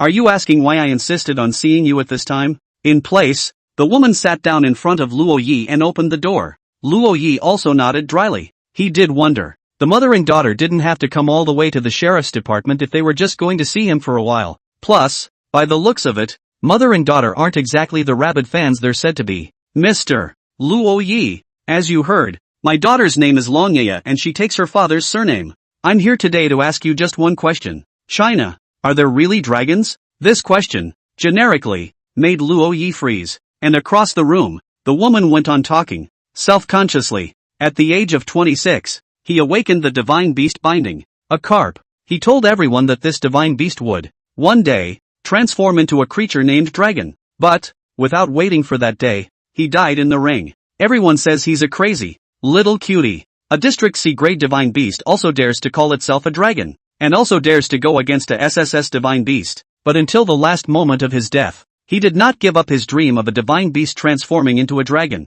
He kept telling me that there are dragons in Huaxia too, and in his memories, he saw that kind of divine beast, but no one believed him, and even I, who spent time with him, couldn't imagine the creature without seeing it. I've asked many summoners, and none of them could answer my question. And I think if there's anyone else who can answer this query of mine, Mr. Luo Yi, I'm afraid it's only you. A summoner who was sacrificed in the name of madness. A summoner's widow who wants to do right by a madman. In place, Luo Yi was silent for a moment and asked a question. Who killed him? Beautiful country. SSS divine beast. King Kid Aura. I know. Luo Yi nodded her head and smiled slightly. Carps turn into dragons. It does happen. Your husband is not crazy, nor is he a cutie. If he is more lucky, maybe, he really has a chance. Listening to the completely different previous remarks and looking at Luo Yi who was certain in her words, the woman's eyes instantly reddened. Mr. Lok Yi, is this true? The Chinese people are the descendants of the dragon.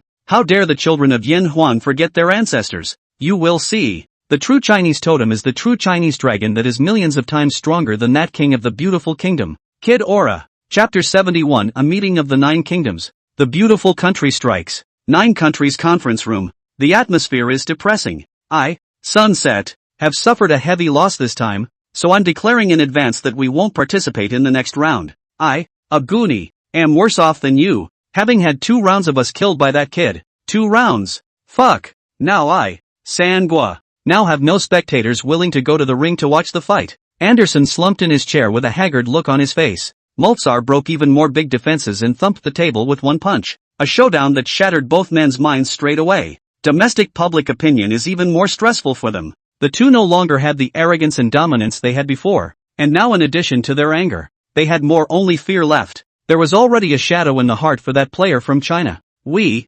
Sakura Nation, have made the most appearances so far. Miyamoto Shigezo hastened to state his position. The implication is clear. He's not participating in this round either. After speaking, he looked to the side of the leader of the Great Cold Republic, who had not yet spoken. Your Great Chill Republic. In the ring audience, screams a lot. How about you guys? Big chill. On the next round? Ha! At those words, the Great Cold leader's face darkened. You Sakura Nation viewers, you don't seem to be any better than us. Since we've come to this point, let's open up the windows of the sky and speak the truth. There are benefits here to fight more fiercely than anyone else. Now that you've seen the severity of the punishment, you've all shrunk your heads again, haven't you? Dahan, won't go out of my way to do that. Whoever wants to go. None of the remaining heads of the few countries squeaked. All of them showed their intention to retreat for the 8th match of the next round. Although, the rewards for winning are still generous, but the penalty for this failure is daunting. The defeated side's land was reduced to a divine beast stockyard for a week. If that Chinese player were to summon his divine beasts for a couple of rounds, would the country still be in a position to take them? Anything less could be millions and millions of casualties. It's even possible to be outright exterminated. If it's not good, there's still a chance that they people will become a relic. It can't be picked up. It absolutely can't be picked up. Those present were still able to distinguish between the lesser and the greater. Seeing that none of the leaders present squealed, Leon couldn't help but frown and tap the table. Gentlemen, isn't there a country willing to go to war? Are you guys scared? Afraid of a mere wasia of him? So far, even though we've been losing, the SSS level divine beasts, they haven't come out yet. Are you guys just going to watch wasia win all the way? At those words, the leader of the Maple Leaf Nation and the others finally spoke out helplessly. Captain Leon, our several countries don't have any SSS level combatants? Even if we appear, it's still a waste of effort. With the SS divine beasts of our several countries, we can't win against Huaxia at all. So for this round, it's better for your country with the SSS ranked divine beast battle power to come. Humph, you guys have not even fought yet, and you've decided that you're bound to lose, right? Leon narrowed his eyes. It's really out of my expectation that Amir Wasia has scared you all into this state. Reminiscing back then in the ring, one of China's contestants went up and died. And then there was that lunatic at the end who wasn't afraid to die and dared to challenge my beautiful country's SSS divine beast. Compared to Wasia, your performance really disappoints me. Rio shook his head, remembering again those individual Chinese summoners who had braved death in the ring, and became even more determined to completely destroy China. This people, even if they shed their last drop of blood, will resist until the last moment, and history has proven their tenacity time and again. It can't be put off any longer. Thinking that, a cold light flashed in Rio's eyes, and he uttered, since it's come to this, in the next round, beautiful country generation, will fight the SSS divine beasts, seeking only to kill them with one blow and completely annihilate the revived flames of Huaxia. Upon hearing this, the leaders of the countries who had just been wilting suddenly became energized. Captain Leo, is that true? The beautiful country is really going to use the SSS divine beasts? Kangaroo Country's leader is even more light in the eyes. Rubbing a little stood up, tone lofty. Humph, my Kangaroo Country has long been looking at China's eyes. This 8th round, our Kangaroo Country is obliged. Don't eat the sour radish. Why didn't you say anything just now? Now that you've heard that the beautiful big brother has come to your aid, you're positive. Is there a place for you to talk in Kangaroo Nation? You Kangaroo Nation stay where you are. It's time for us Maple Leaf Nation to show our strength in this round. Let's not argue for now. Captain Leo, the SSS divine beast that the beautiful country can send in the next round is. Rio smiled coldly. In the early days of Ringfall, the rules were incomplete, and this divine beast had killed 12 consecutive summoners in China. When he reminded them of this, the crowd instantly remembered. Miyamoto Shigezo's eyes lit up. His 8-beard arched. It's ironic that the Chinese call themselves the heirs of the dragon, but the true dragon is in the beautiful country.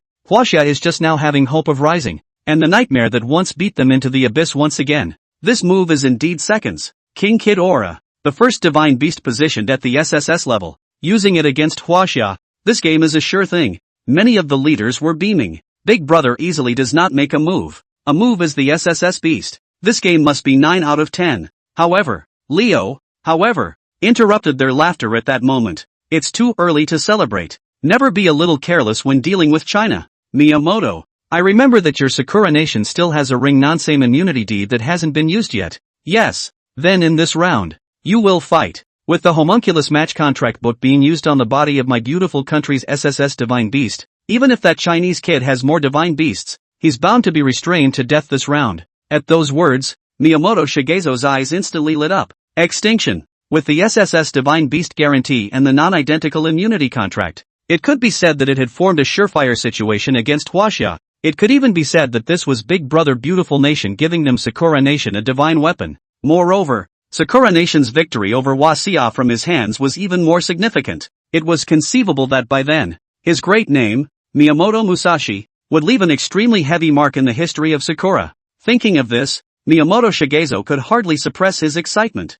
And as soon as he stood up, he patted his chest. Since Brother Leo believes in our Sakura Nation, then this round, I, Miyamoto, will take it for my Sakura Nation. This round, I, Sakura Nation, will surely let China have no return. The leaders of the several countries next to him, their eyes red with envy at the moment, couldn't say anything. They didn't have the indenture, so naturally they weren't in a position to compete with Sakura Nation in the war. He could only watch as a smiling Shigezo Miyamoto took the round to qualify for the fight. Chapter 72, Revenge Battle. Beautiful Country's SSS Divine Beast Summoner. Mythic Battlefield. Channel Shoreline. Lord Elrock, Leader Lion has sent a message that you need to return. The messenger wore an unknown protective suit, wrapped tightly. Oh, at those words, the yellow-haired youth lying on the ground in a false sleep opened his eyes, revealing a flash of excitement, the scar across the corner of his eye looking particularly hideous. The Sapphire Kingdom has flipped with us? Not really, this time it's China that's going to be dealt with.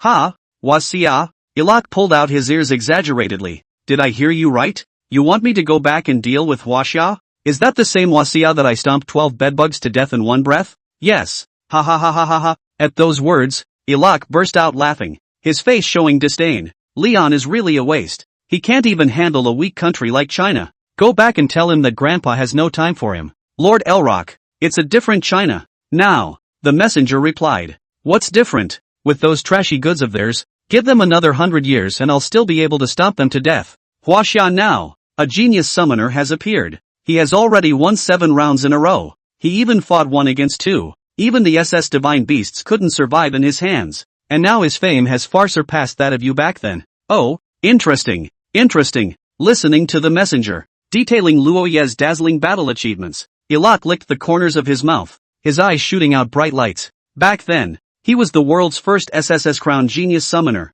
In the Divine Beast Ring, he killed 12 summoners from China in a row, forcing the Inquisitors to change the rules in a hard way. Now, is there a resurgence in China? Genius? Arok snorted. The outside world always has a narrow definition of genius. Only after truly seeing the power of the SSS level would they realize that there was still an insurmountable gap between genius and genius. Huaxia was arguably stomped on by him in the first place. Now, China wants to rise. He is obligated, then, to add another kick. With that thought, Elrock finally stood up. He casually patted the gravel on his body, faced the sea, and whistled. Kid Aura, let's go. The voice falls. In the distance, on the boundless sea level, the storm raged all of a sudden, waves surging, and an intense light erupted from the depths of the seabed, instantly tearing through the sea level. Like an enraged beast, the sea rolled and roared wildly, forming a huge whirlpool. A huge terrifying body wrapped in seawater leapt out of the air, water exploding around it like fireworks and spilling back down.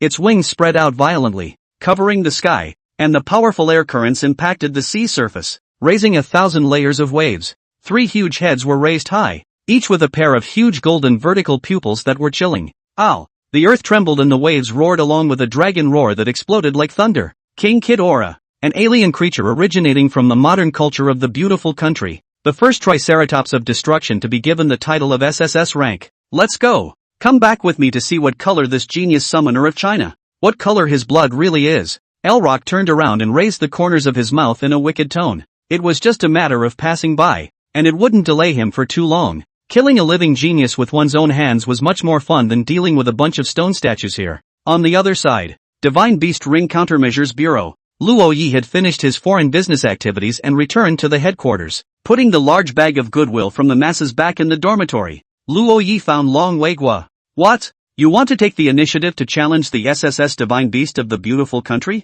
Yes. Luo Yi nodded his head and narrowed his eyes slightly. This account of killing my Chinese players. Of course we can't just let it go. Recalling that year, Long Weigua's expression also changed to a few grimaces. The reason why Huaxia is so weak today is because that guy killed too many of our excellent summoners in the early stages of the ring in the first place. This is more than a debt that I will never forget until I die. But, Lo Ha. Long Weigua was slightly worried. Are you sure? Huaxia can wait nowadays. But something absolutely cannot happen to you as a person. How he dealt with my Chinese players in the first place. I'll get them back one by one with my own hands. Killing intent rolled over Luo Ye's tone. From that widow's mouth, he learned what kind of end the summoners who were killed by the beautiful country players back then had come to. So much so, that it was rare for him to want to kill so badly. Yes, Long Weigua nodded. He trusted Luo Ye's strength and judgment. Without hesitation, he immediately contacted the ring space docking officer. Hua Xia is the challenging party and is naturally qualified to pick the opponent.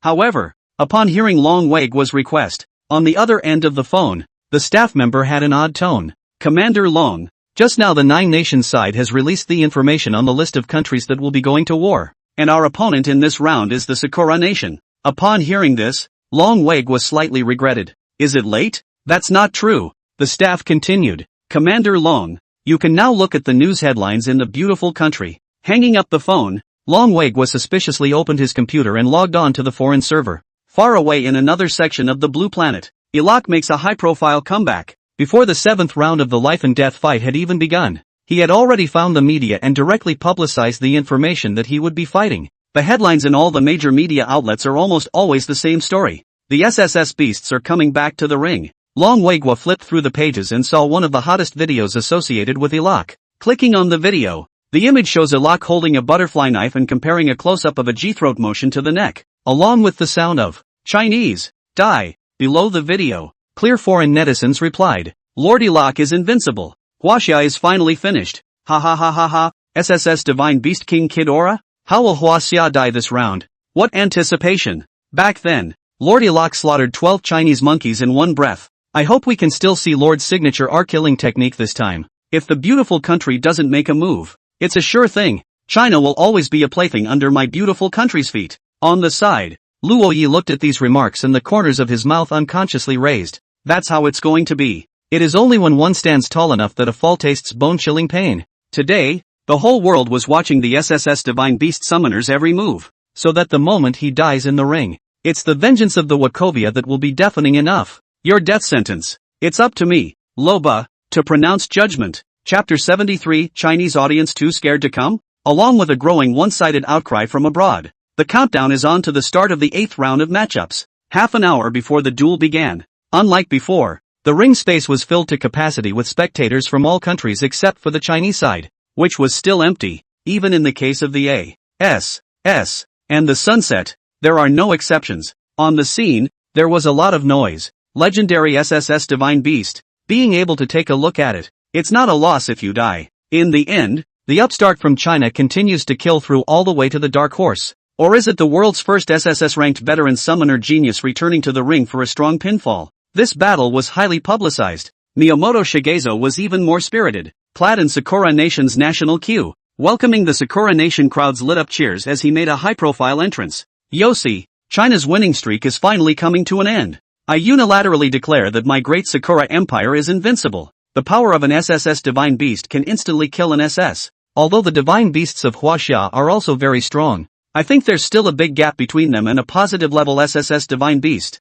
Gah! Just look at the empty auditorium on the Chinese side. They must be scared now. So scared that they don't even dare to come out as spectators. Cut. It's not like you Sakura Nation players are the ones fighting. So why are you so proud of yourselves? Baka. My great Sakura Empire and the beautiful country are as close as father and son. It's not the same whose players are fighting. And if you say such things again, I'll commit harakiri and splash blood all over you. Hiss. Count on it. The Sakura Nation crowd, clearly in a state of cranial orgasm, were all red in the face and scared the approaching audience away from them in silence. The ring judge, too, rarely arrives early. His voice carries through the ring.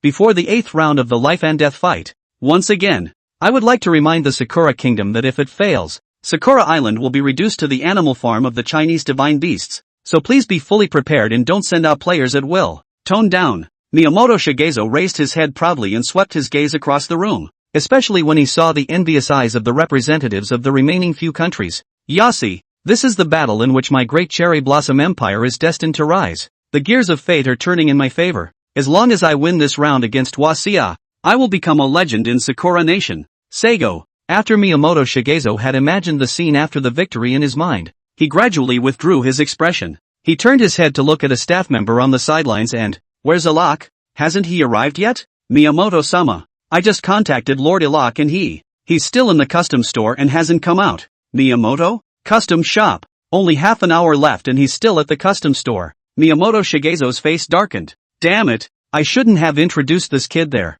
Won't all the legs have to be soft when this gets into the ring later? Why is this guy so unreliable? Ahem. It was at this point that the coughing started. Mr. Miyamoto, you're not calling me unreliable, are you? With a prominent head of yellow hair and a playful grin on his face, Ilak appeared at the entrance to Sakura Nation. He looked extraordinarily cynical in a floral shirt and black pants, kicking his feet into a pair of studded shoes. Of course, he always has. When Miyamoto Shigezo saw Ilak appear, he instantly changed his face and sent a fawning smile that, "Of course I'm not talking about you again, Mr. Elrock. I'm scolding this loser for being so oblivious and interrupting your private time. I'm terribly sorry if this idiot's personal behavior affects you, and I'm going to let him go now." Miyamoto Shigezo dripped with laughter. The summoner of Big Brother of the Beautiful Kingdom has the highest authority in Sakura and is a guest of honor everywhere he goes. What's more, the one in front of him was a top-notch summoner, and in the Sakura Country, his status was even higher than him. The leader,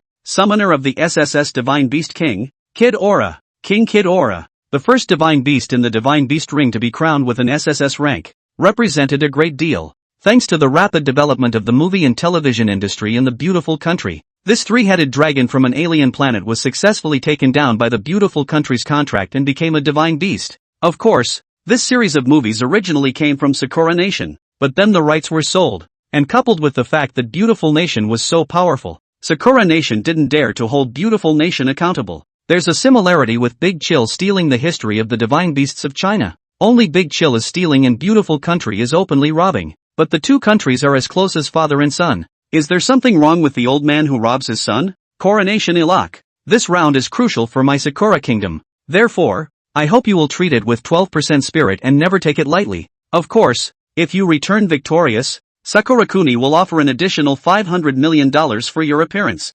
Shigezo Miyamoto warmed up. At those words, Elrock skimmed his lips, looking particularly contemptuous. $500 million.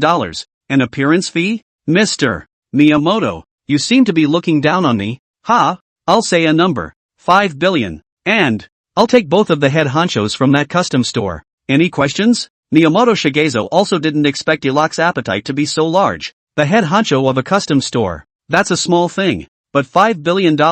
That's not a small amount of money. Even he can't get that much out right now. But, for the sake of victory, Miyamoto Shigezo gritted his teeth, and answered the, Mr. Ilak, none of this is a problem as long as you can win. Oh, that's more like it. Seeing that Miyamoto Shigezo was so sensible, Elok didn't bother about him cricketing himself behind his back, and patted him on the shoulder. Don't worry about it. I'm a man who gets paid to do things. It's just a Chinese summoner. It's rumored that his divine beasts have reached the SSS level, but in my opinion, it's nothing more than that. In front of the power of a true SSS divine beast, he'll soon know the difference. But then again, the match is about to start. And the Chinese side, how come there's not even a single person? Ilak looked over to the Chinese side, and both the spectator seats and the contestant emergence seats were empty. Not a single person in sight. Oh, I guess, they know you're going to fight, and they're already afraid to come for fear. Miyamoto Shigezo smiled coldly. After all, blowing out strength is always cheating themselves,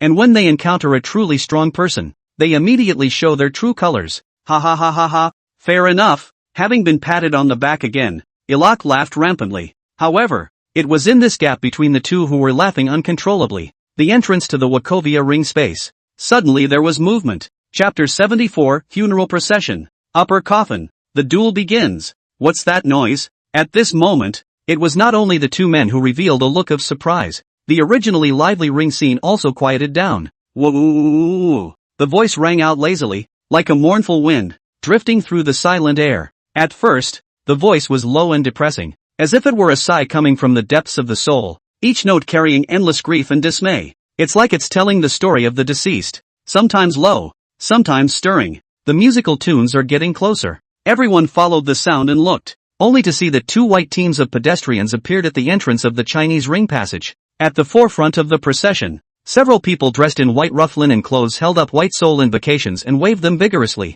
The low and tragic sound of Swona followed. The sound as if it has the power to penetrate the soul, so that the hearer is not sad. The oboe player, also dressed in white linen, looks solemn, his cheeks puffed out, pouring all his emotions into this ancient instrument. Rear, the mourners were men, women, and children, all dressed in white mourning clothes, with white mourning hats and hemp ropes tied around their waists. They held white paper flowers in their hands and sprinkled them one step at a time, each step filled with thoughts and sadness for the deceased. The Chinese audience came out in a dignified and unified manner this time. No! What are these Chinese people up to? Blowing and singing again. What kind of holiday is today? Is this a celebration? Idiot! That's a Chinese custom of honoring the dead. Expressing condolences and remembrance of the deceased. Hiss! It's hard to believe that Huaxia is really preparing to admit defeat this round? Yossi! It seems like Huaxia also knows that this round is bound to be lost. They've even prepared a funeral procession for themselves in advance, hahaha. Even if we admit defeat,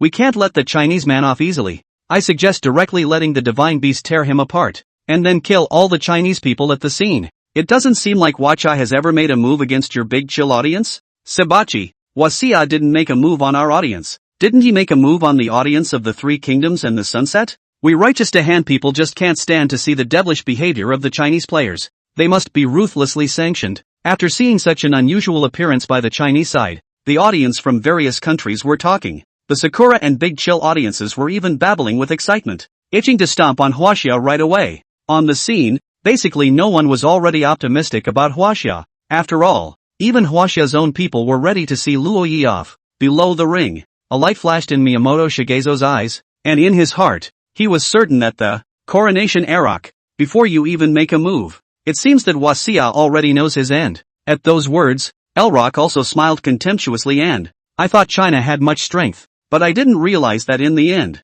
it's still a paper tiger. The words fell. Opposite, Luo Yi and the others, who had arrived late, finally appeared on the battle mat. All eyes on the world, including Long Weigua. Even Yang Jiangwo from the branch came to the scene this time. All of them were dressed in black and had sullen faces. The one with the yellow hair, that's Alok. Long Weigua swept a glance in the direction of the Cherry Blossom Kingdom and gave Luo Yi directions. That's him. Keeps me from seeing my dad. At her feet, the childishly voiced Long Yaya tugged at Luo Yi's pants leg, her large eyes red with complaint. She doesn't know what death is yet. All she knew was that daddy never came home again. Yeah, go follow mommy. Luo Yi smiled and looked aside, including Yaya's mom, and 12 other unusual men, women, and children. Without exception, all of these people looked at Alok, and in their gazes, hatred was almost overflowing. Mr. Luo Yi, please, you must do right by my husband. Mr. Lobel, Mr. Rockleaf. In place,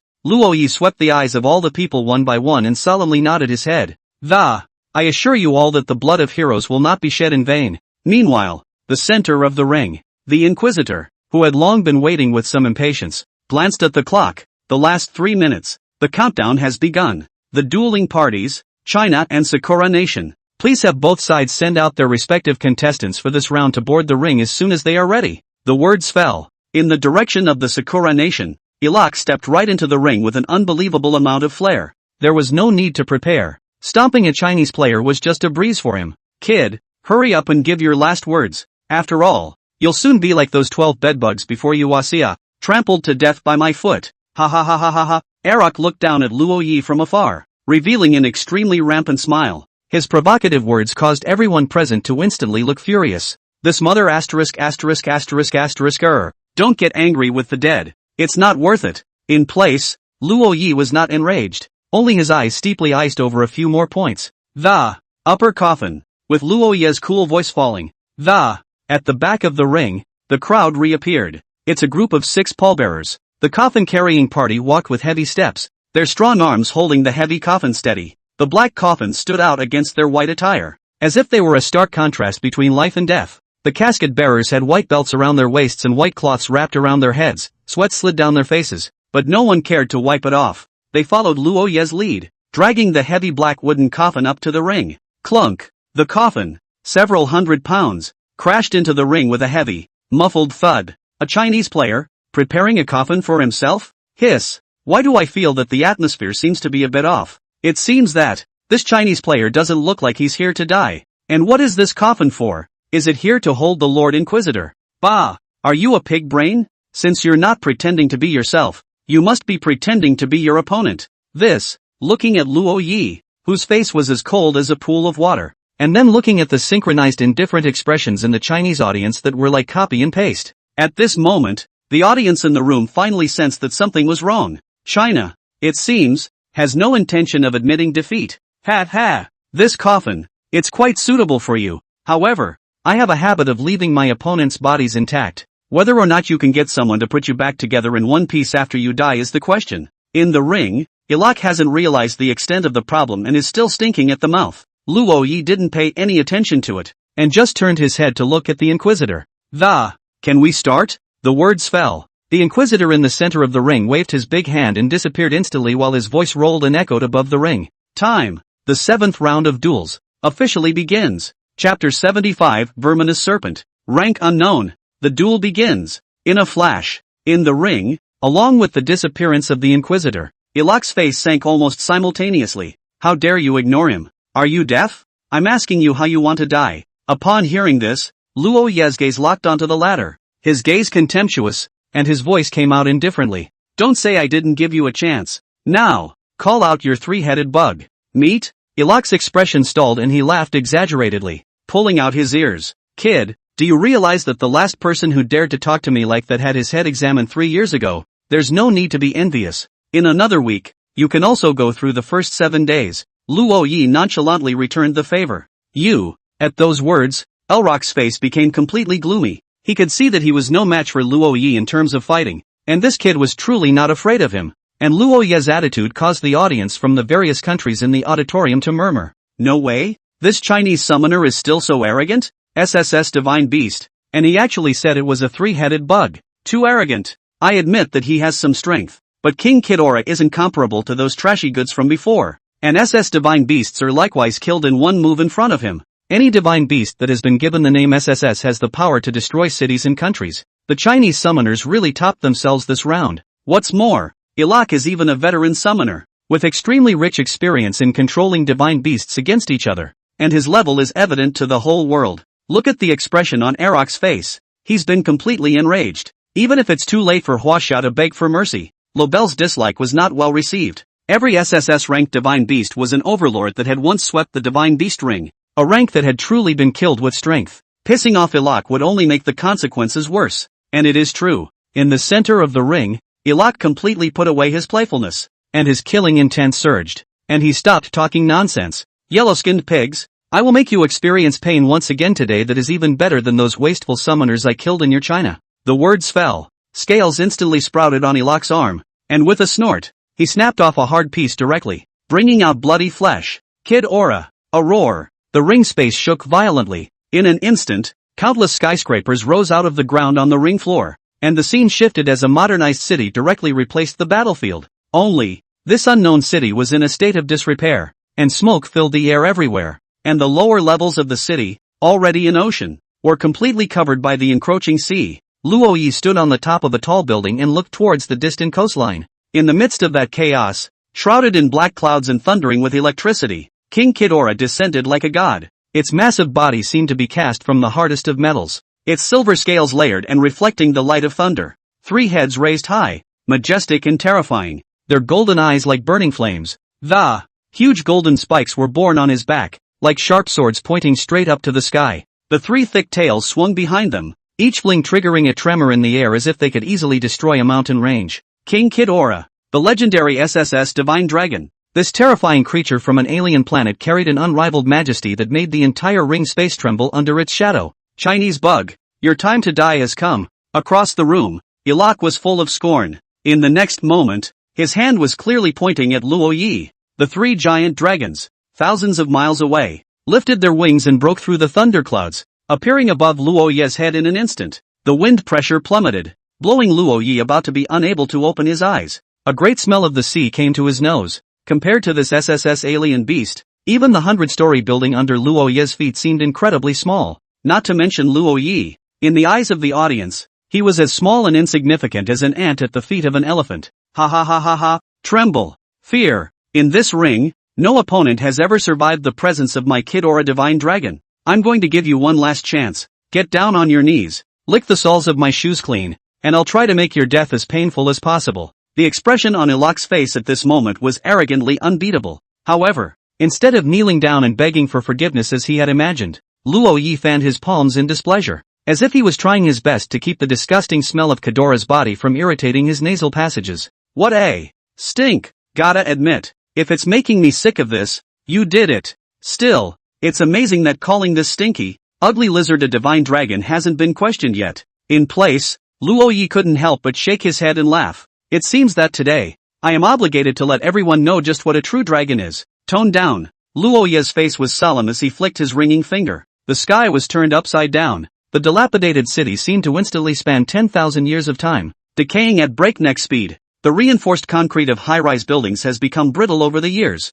with cracked walls and falling stones. The wind howled through the ruins of the city, bringing with it seeds and dust. Weeds and vines grew unchecked, wrapping everything tightly around them. The trees were like savage giants, frantically stretching their branches and grabbing for space. Their roots are like sharp claws, digging deep into the earth and squeezing rocks and concrete blocks out of the way. In place, Elrock stared in disbelief at the changes around him. The realm created by the SSS Divine Beast Denjiki was destroyed so easily, without waiting for him to think deeply about the implications of in the blink of an eye, the land of the city had been completely transformed into a primeval forest. In the forest, the trees were tall and twisted, their branches and leaves intertwined to create a shadowy world, and the ground was covered with thick fallen leaves and humus that reeked of decay. In this, a small gray-brown snake, snaking from the depths of the forest, followed Luoye's outstretched palm and coiled on top of Luoye's arm. The head of the small snake is relatively small and triangular, with small, bright vertical pupils. The surface of the body was covered with tiny scales that showed a faint luster and looked weak. Vicious, Hui triple.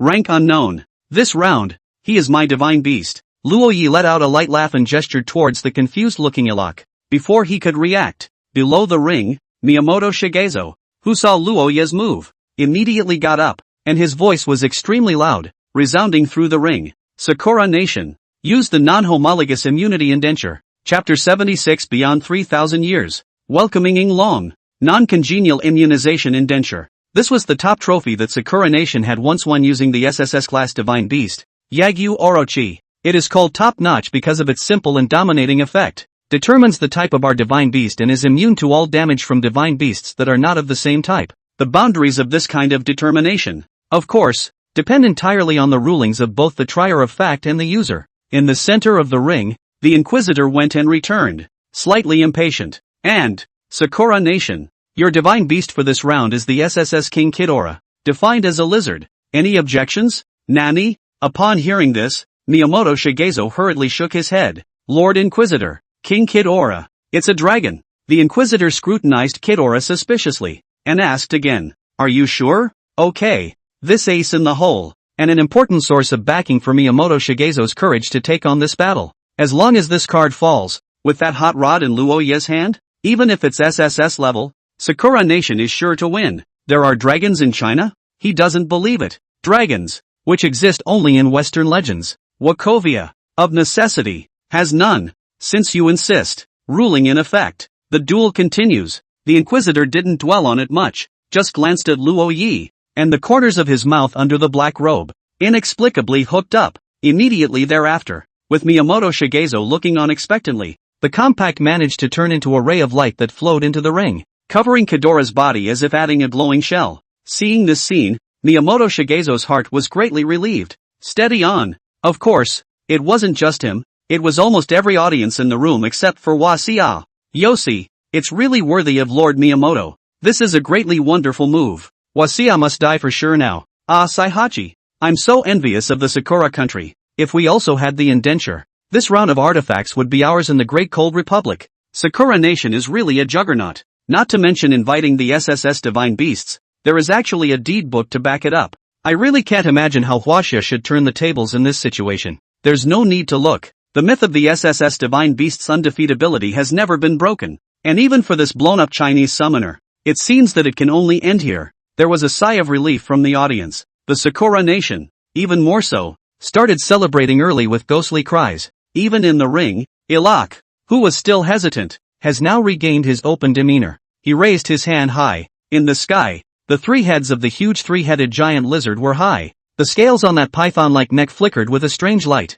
and as the energy gathered, there was a vague electric current-like light running between the scales. All that was needed was a command from Arok, and Kidora's gravitational rays would erupt and completely reduce Loha to a cloud of ash. Kid, being born in China and messing with the 9 kingdoms is the biggest mistake of your life. Remember, in your next life, cast a good birth. You should be grateful to die in the mouth of the divine dragon of Kidora. Ilak concluded with a declaration of victory. Shut up. I told you not to call this ugly lizard a dragon. It doesn't deserve it yet. In situ, Luo Yi faced the upcoming destructive strike, but also just slightly narrowed his eyes, not panicking, and there is such a saying in Chinese legend, a viper is not a thing of the pool. Once it meets the wind and clouds, it turns into a dragon. The wind comes, a great wind rises. In this instant, the viper even rose up against the wind. Fark, what's going on here? The sudden high-altitude storm nearly sent Arok flying into the sky, and he was barely able to keep from being blown away as he hastily clung to a tree trunk beside him.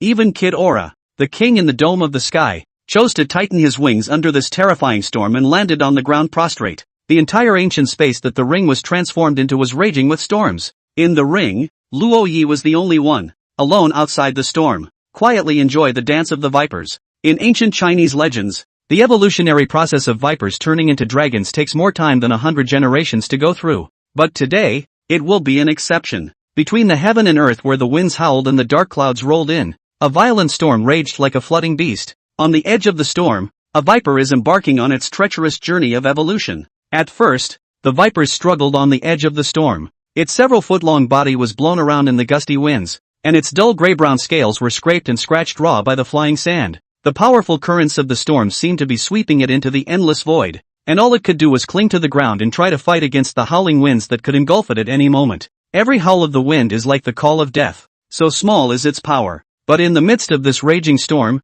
it had chosen to brazen out its onslaught. 500 years in a flash, the viper rushed through the outer layer of the storm, its body rapidly expanding to several feet in length as it transformed into a jiao. But this, too, made it more visible in the storm. Its dark blue scales, though stronger than before, constantly taking hits from the storm. It struggled to stabilize itself, fighting against the force of the storm, each gust of wind hitting it like a heavy hammer, causing it pain. Another instant of 1,000 years. The Jiao continued to metamorphose under the baptism of the storm and stepped into the center of the storm, and at this moment, his size skyrocketed to dozens of feet, transforming into a dragon. The golden scales glistened in the light of the lightning, yet this also made it a target for the lightning in the storm. The thunderous winds kept pounding its body, trying to destroy him, and it withstood the baptism of thunder as it hovered and flew in the storm, trying to keep its balance. After another 500 years in this situation, he finally broke into the eye of the storm and horns grew out of the dragon's head. The dragon's horns were thick and sharp,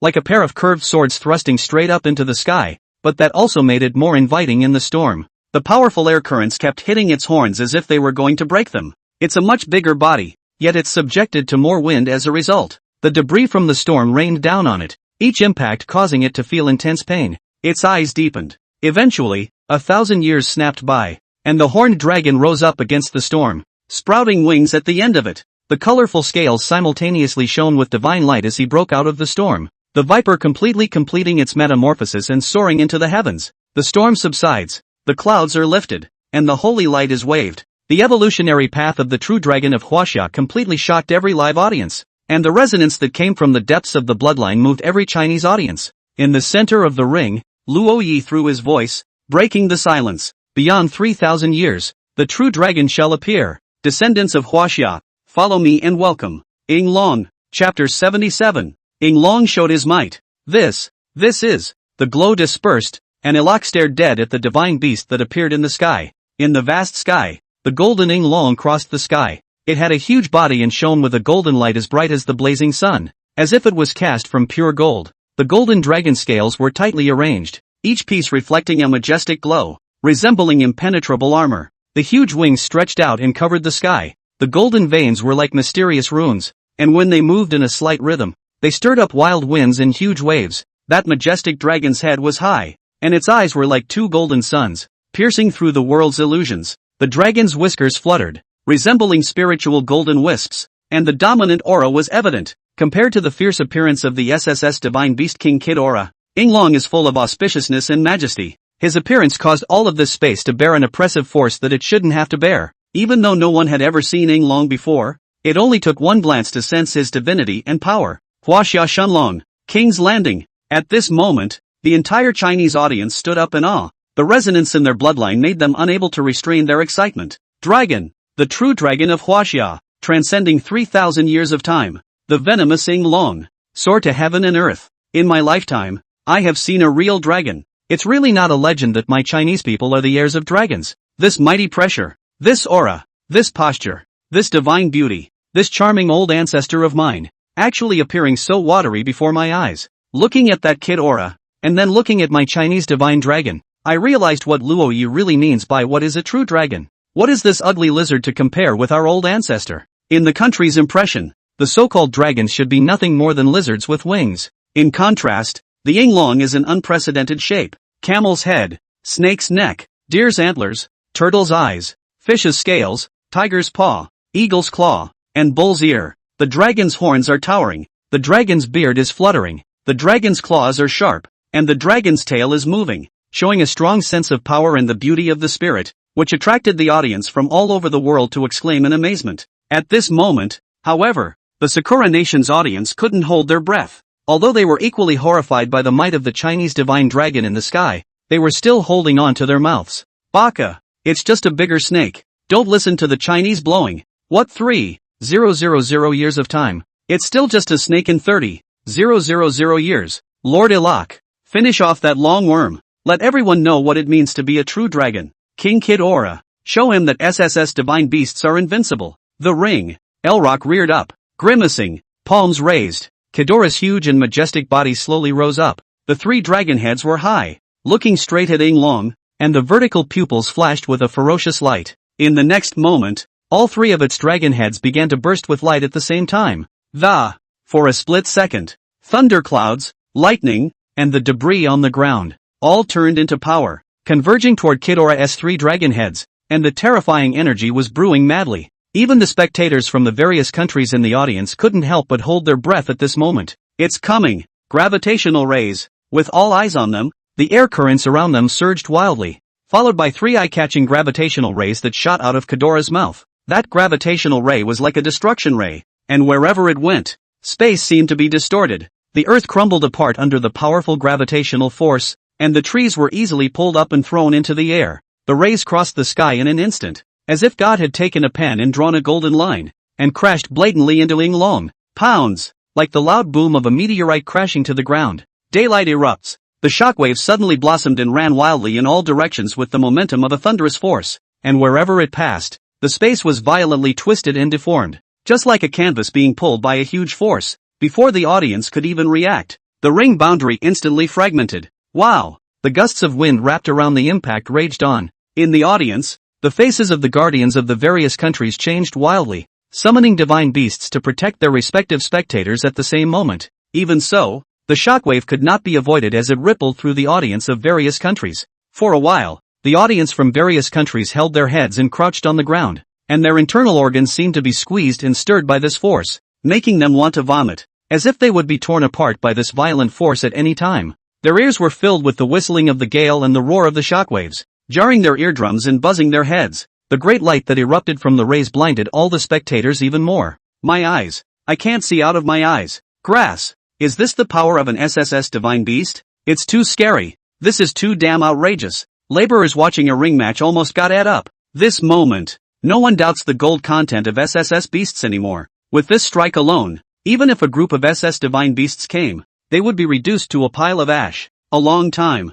It was only gradually that the spectators of various countries recovered their sight from this horrible explosion of rays. They looked toward the center of the ring once again. At this moment, the ring space was in shambles, ravaged by King Kidora's terrifying strike. Yossi, the aftermath is so terrifying. The Chinese long worm actually didn't even block it. It's going to be smashed into dust now. That Chinese kid. I'm afraid there's not even ashes left. Sakura Nation's audience was the most excited that, the first moment they regained their sight, they excitedly searched the ring frantically for a target, intent on seeing what they wanted to see. However, next, the images they see completely shatter their illusions. The golden Yinglong. The glow remains. That gravity ray, which could be considered a destructive strike, actually didn't even break through a layer of Yinglong's skin. Not only that, at this moment, Yinglong's golden sharp and powerful dragon claws pinched at Kidora's long neck like it was grabbing a small chicken cub. The sharp dragon's claws easily broke through Kidora's scale armor, and green blood gurgled down,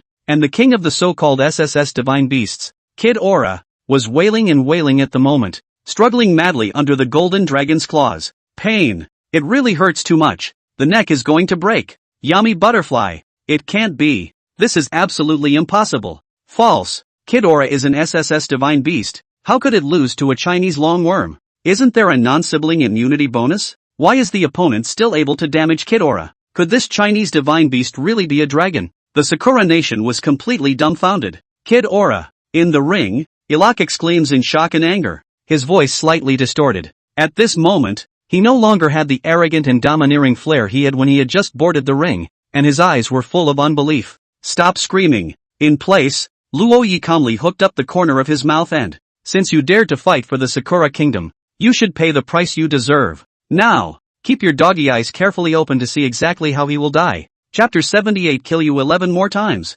Pust. In full view of everyone, a tearing sound came out, and the king, Kidora, who was known as an SSS divine beast, crashed to the ground in response. Boom. The ring shook with smoke and nitrous, and Kidora barely landed on his feet. Only, one of the 3 dragon heads was already missing, and the green blood was still splattering more than once where the neck was broken. And that piece of dragon head, which was still held in Inglong's golden claw at the moment, had already lost its vitality. Sobbing, Kidora growled in anger, and in a matter of moments, the severed dragon's head grew again. Kidora's 3 heads have independent consciousness and, in addition, the power to regenerate at extreme speeds. Ilak's eyes were cloudy. It's not that easy to kill my divine beast so simply. Despite falling to the wayside, Ilak still didn't believe he would lose. The tone falls. Kidora flew up in anger and charged at Inglong again. Woo! This time, the sound of breaking air rang out at extreme speed. Inglong swings his tail. In just a blink of an eye, King Kidora shot backward in an even more wretched posture,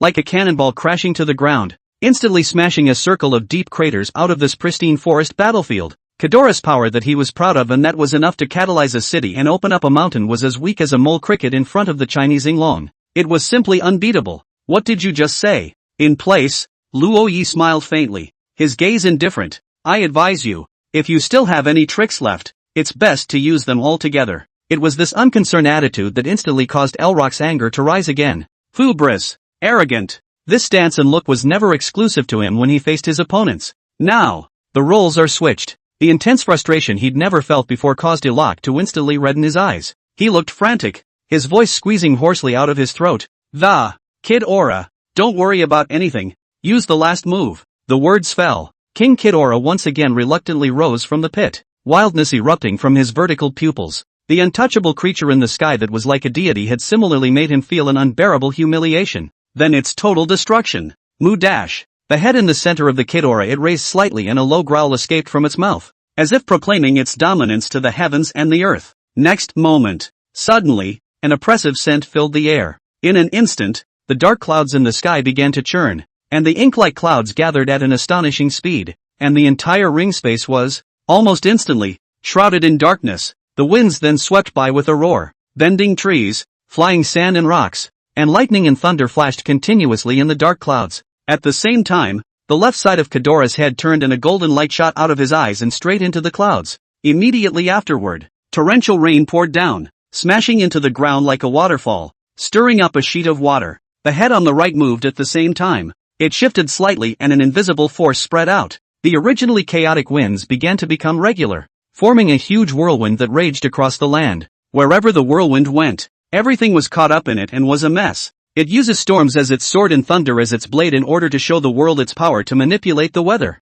without the protection of the boundary. At this moment, all the spectators were equally drenched by the torrential rain. My fark, below the ring, Leo changed color. King Kidora once nearly destroyed a coastal city in the land of beauty when he first appeared. The weather was then, as it is now. Dozens of flight formations sent out by the beautiful country were instantly wiped out in this weather. Also gone were half of the city and millions of its inhabitants. Is this guy crazy? The forces available would not have been able to keep that many viewers alive. However, without waiting for him to give the order to retreat, in the center of the ring, Kidora has finished building up his strength. In an instant, countless raging bolts of lightning shot out from King Kidora's wingtips, like a sharp blade cutting through the dark sky. These lightning bolts carried unrivaled destructive power, spreading in all directions at an astonishing speed. Wherever they went, the earth was blasted out into huge deep pits, rocks instantly turned into powder, and daylight instantly filled the entire ring space. No! The continuous release of wingtip lightning instantly rippled across the entire ring space,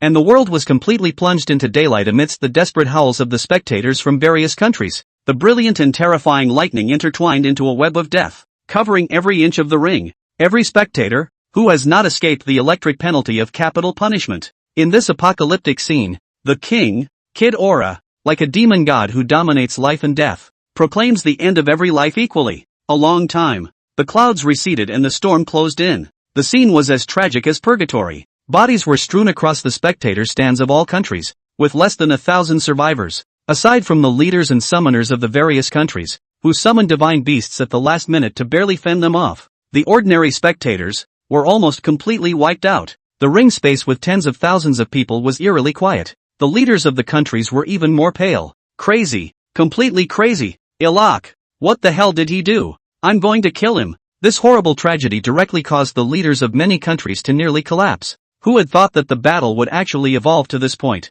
Ha ha ha ha ha ha ha. It was at this moment, in the center of the ring, that a rampant laughter suddenly emanated. And the man who started it all, Ilak, showed up in a cloud of gray. Being a summoner, Kid Aura still ensured his life. Looking at the battlefield in front of him, empty and in full view after being ravaged by Kid Aura, he smiled extraordinarily. Anyone who looks down on me will die. The stinker of China has gone to meet Satan, hasn't he? Ha ha ha ha ha ha ha ha. However, before he could finish his complacency, and he froze. On the opposite side, in the Chinese audience, there was actually not even one person dead. What's going on? Before he could think about this, a dagger, from behind, silently wiped across his throat. Pust. Instantly, jets of blood splashed up like showers that couldn't be stopped. Arak fell to his knees with a thud. He desperately twisted his head around, and into his eyes was Luoye's expressionless face. Remember? You once so abused my Chinese player. Alive. Why are they all still alive? Elrock rolled his eyes and looked to the sky. There, Kid Aura, who he had high hopes for, happened to be torn to pieces by a dazzling golden light. Scattered chunks of carcasses waved down like rain. Did even such a devastating strike fail to defeat the Chinese divine beast? Lost. A total loss. An icy chill invaded the room. And Elrock closed his eyes knowing he was going to die. Want to die? Is it that easy? And at this moment, Luoye's voice was completely icy cold, as if it was a life-demanding evil spirit from hell. Elder Inglong, heal him. Today, all debts will be recovered, and I will kill him. 11 more times. Chapter 79, Sakura Nation defeated. The punishment will come. The moment Luoye's voice fell, heavenly rain, clouds churned and thunder rumbled. A brilliant light tore through the clouds like a sword. Inglong slightly lowered his head and gazed downwards, slowly opening his dragon's mouth, and a dragon's roar that shook the heavens and earth resounded. Moo! The clouds in the sky began to spin rapidly, forming a huge vortex. From the center of the vortex, crystal and raindrops began to sprinkle down in droves. This was no ordinary rain, but rather sweet rain with divine light. Each drop of rain shimmered with a soft glow, like a star falling. Sweet rains sprinkled down on the earth, and those originally lifeless ring spectators' bodies began to tremble slightly the moment they were touched by the raindrops. Light emanated from within their bodies, as if sleeping souls had been reawakened. The wounds healed with incredible speed, and the pale face regained its blood color. Ha! Didn't I ga? Ha ha ha! I'm alive again! Woo woo! It's the divine dragon of Huaxia! It's the divine dragon of Huaxia who resurrected us! In the ring, the crowd, back from the dead, weeps with joy. Having died once, they appreciate the value of life even more. How come that is alive too? If I hadn't been unable to beat him, I'd be in the ring right now to kill him. Crazy. To actually kill so many people. This guy is the real madman. Bah! What SSS divine beast? What purpose does such a divine beast serve besides destruction? It's all not as good as a hair of a Chinese divine beast. It's good to die. Baka! This Chinese dragon. Why don't you resurrect my Sakura Nation's audience? The audience of my great cold republic has not been resurrected either. And my maple leaf country. Kangaroo country too. At this point, the surviving summoners of the 9 kingdoms felt full of targeting. In the ring, the audience seats belonging to their 9 countries were still littered with corpses and lifeless. A bunch of, you're dealing with Huaxia, and you want the Huaxia divine dragon to resurrect your audience. Shift. No wonder every one of their players is being thinly veiled by Huaxia. They're all brain dead like that. They'll be damned if they can win. At this moment, not only did the resurrected spectators of the countries in the ring not speak up for these dead people, but instead, they sprayed in anger in unison, scolding the summoner of the 9 countries with a pitch-black face. And it's the rolling curses that wake up Ilak in the ring. Meet. After waking up with a start, Ilak's eyes widened, and when he touched his neck, he thought he was dreaming. However, before he could be surprised, the next second, another sharp blade pierced through his heart from behind. The sharp pain hit him, and it was at this moment that he realized that this was not a dream. Remember this feeling, 10 more times. Luoya's voice sounded in his ears at the same time, like a demon's whisper. Ho ho ho. Arok couldn't even utter a complete sentence, and could only collapse with a resigned stare, writhing on the ground in agony. Even with fatal wounds, it takes a while to experience death. Passing away isn't scary. The scary part is the repeated deaths. There is also the despair of knowing that you will die, but being powerless to fight back, and the extreme pain that precedes this near-death experience. The families of the 12 heroes, in the seats where Huaxia was fighting, had reddened eyes. Lo Ya is avenging them. Everyone keep an eye on me. Remember this image. The blood of our Chinese people must never be shed in vain. A crowd of Chinese spectators. Not one of them blinked. The powerlessness and humiliation at the beginning were all released at this moment. Resurrect him. In the ring, Ilak quickly bled to death. After the second resurrection, he opened his eyes and was greeted by sharp, cold light. Aha! The moment he regained consciousness, the intense pain made Elrock unable to stop himself from screaming. This time, Luo Yi dryly and directly sharpened him into a human swine. Luo Yi, whose face was covered in blood, was like an evil ghost at the moment. Of course, it wasn't that he was cruel. Rather, it's the same maneuver that this guy had used on a player from China. Now, it's just a matter of doing unto others as they do unto you. Please leave me alone. Let me die. Let me die. On the floor, Elrock was close to a nervous breakdown. A mixture of snot and tears running down his face. When he was in the ring, he was so proud to abuse the Chinese players. He never dreamed that one day, the retaliation from China would be so fierce. Don't worry, you still owe me 9 lives in Huaxia. Luo Yi laughed coldly and didn't make up for it, letting him chrysalis on the ground until he bled out and died. Resurrection. Kill. Resurrection. Kill again. Resurrection. Keep killing. Luo Yi thoroughly explained the way of revenge in the ring. 12 full rounds of capital punishment, and 12 rounds of Ilak's wailing, nose cutting, ear cutting, flesh gouging, lynching. Each of these penal codes is extremely cruel. Seeing the end, even the viewers from various countries who were pulling their grievances against Ilak couldn't help but feel chills in their hearts. It's too bad. The heavenly rainfall, with its massive life force, was enough to ensure that he could maximize his lingering life and experience the full punishment before he died. You can't even die if you want to. Is there a more horrible punishment than this? In the end, when the dust settled, Rock Leaf, drenched in blood, removed Ilak's head with his own hands and ran a sharp blade through it. Remember, this is the price for abusing my Chinese players. At this moment, the killing aura on Luo Ye's body was like substance. The entire audience was shocked by its terrifying killing intent. Wonderful. Very wonderful. In the center of the ring, the judge reappears. He clapped his hands and showed a high level of appreciation for Luo Ye's style.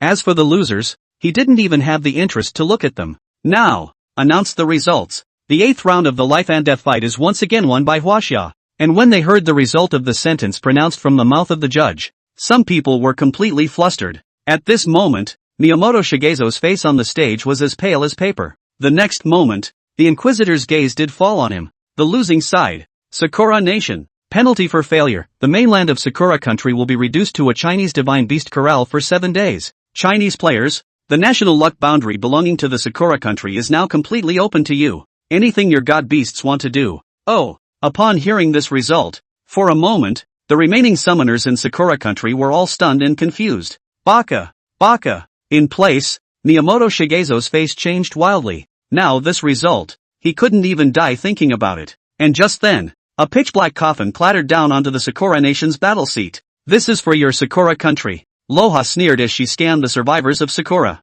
There are a few seniors that are interested in your flavor. He can't wait, so you can start running away. The words fell. The space behind Luo Yi began to distort. Terrifying black shadows, 4 side by side, stepped out. Chapter 80, The 4 Fierce Ones Descend. Sakura Country Danger. A terrifying pressure rolled down in the ring space. From the unknown space behind Luo Yi, 4 divine beasts with treacherous physiques came out. Jia Jia Jia. Another big meal. Tao Tai. Watch your image. Don't scare your own people. Leave me alone. They're all old acquaintances of mine. Tao Tai comes out with a characteristic milky, grotesque laugh, paired with his chilling look that blackens the eyes. Having appeared once, the audience is no stranger to Tao Tai. Although the looks and voice were a bit bizarre, their strength was absolutely terrifying. Immediately after that, another divine beast stepped out of the space. It was a strange divine beast with long hair all over its body, and its face was equally cool like a human face, with red pupils and pig mouth and teeth. making it extremely evil-looking.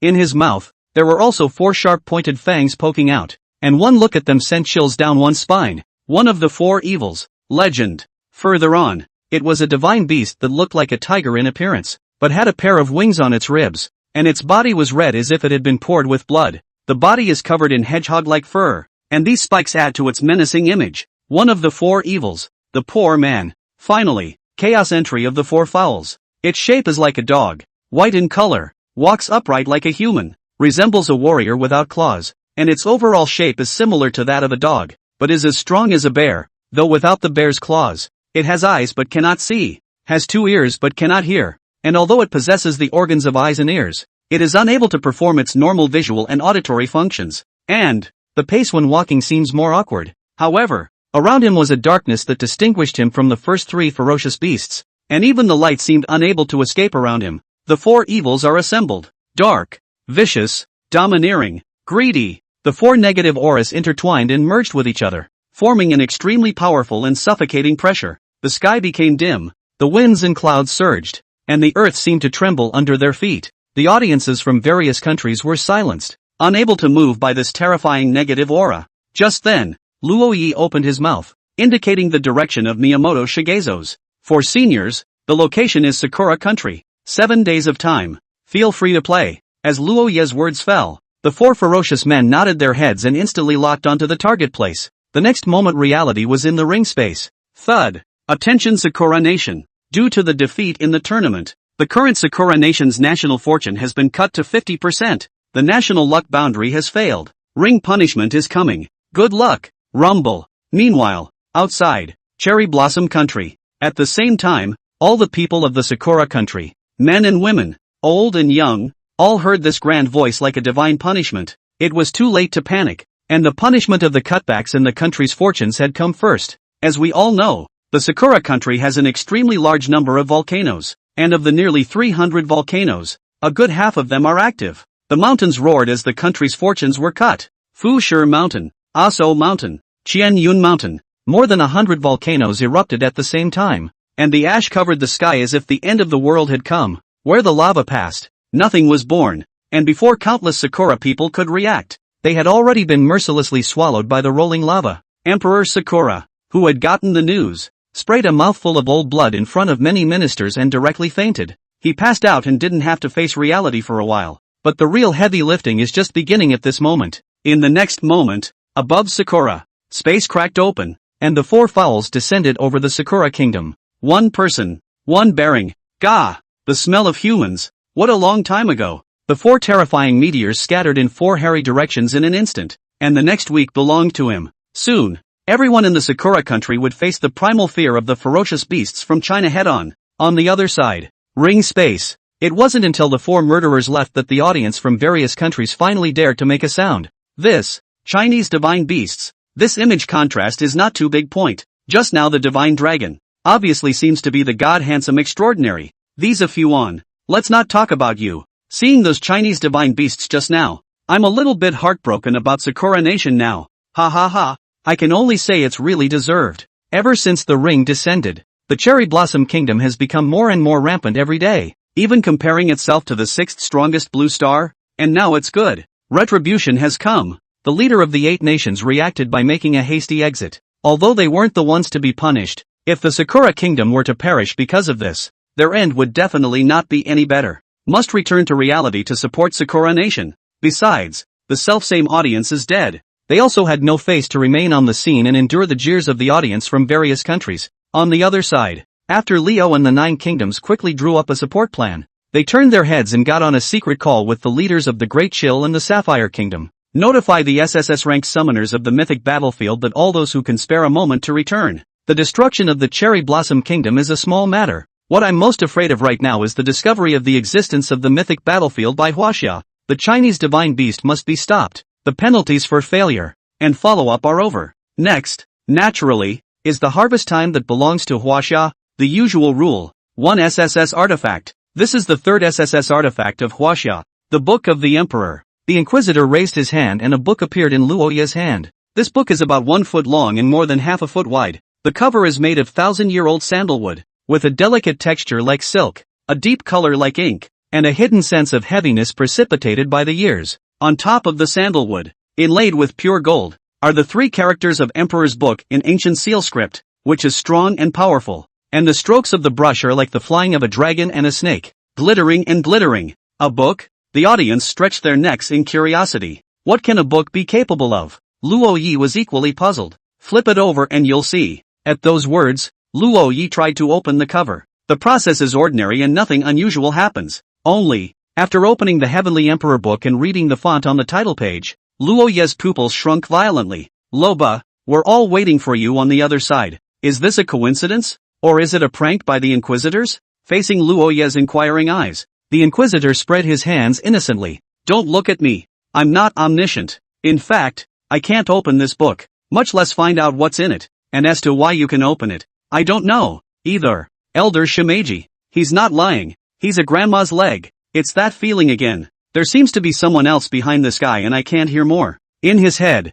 Shimakazu's tone seemed helpless. I know you have questions, but remember the original bet before the first round started? In situ, the Inquisitor's tone seductive. Now there's only the last round left. After you completely defeat the 9 kingdoms, you can get some answers. From me. Chapter 81, Final Showdown Plus. Audiences in various countries. I don't know what exactly Luo Yi saw, with such a shocked expression. Anxious like an ant on a hot pan. SSS artifacts. The above must be quite something. Huaxia has already obtained 3 SSS artifacts in a row. Earth Emperor's Bell, Human Emperor's Pen, and Heaven Emperor's Book. If this goes on, will Huaxia have future players manhandle an SSS artifact and sweep the blue planet, right? A sense of crisis rose steeply in the audiences of various countries. They finally realized a problem. Wachovia, now on an 8-game winning streak. With just one more win, Huaxia will gain a 30-year increase in economic and technological level, a 50% increase in non-renewable resources, and a 10% increase in national fitness. It was important to realize that China, which had met its Waterloo in the Divine Beast Ring, had been frantically developing its technological level over the years. Today it is the world's leading and deservedly so. Once another pass through the life and death fight means that Huaxia will complete 30 years of rapid development without any obstacles in an instant. Moreover, the news that Huaxia was now entering the era of universal awakening had long since spread throughout the countries. With all the factors added together, Huaxia could really leap to become the strongest in the world and dominate the blue planet. Not only that, but after winning, China will also get a piece of real news about the origin of the Divine Beast Ring. Such a reward is enough to make countries blush. Currently, Huaxia's big score comes to 8 o'clock. The remaining 9 nations' personnel listen up. When so far, China, which is not favored by me, has reached this point step by step by virtue of its own efforts and has performed very well. On the contrary, the performance of your 9 countries is really hard for me to swallow. In light of your performance,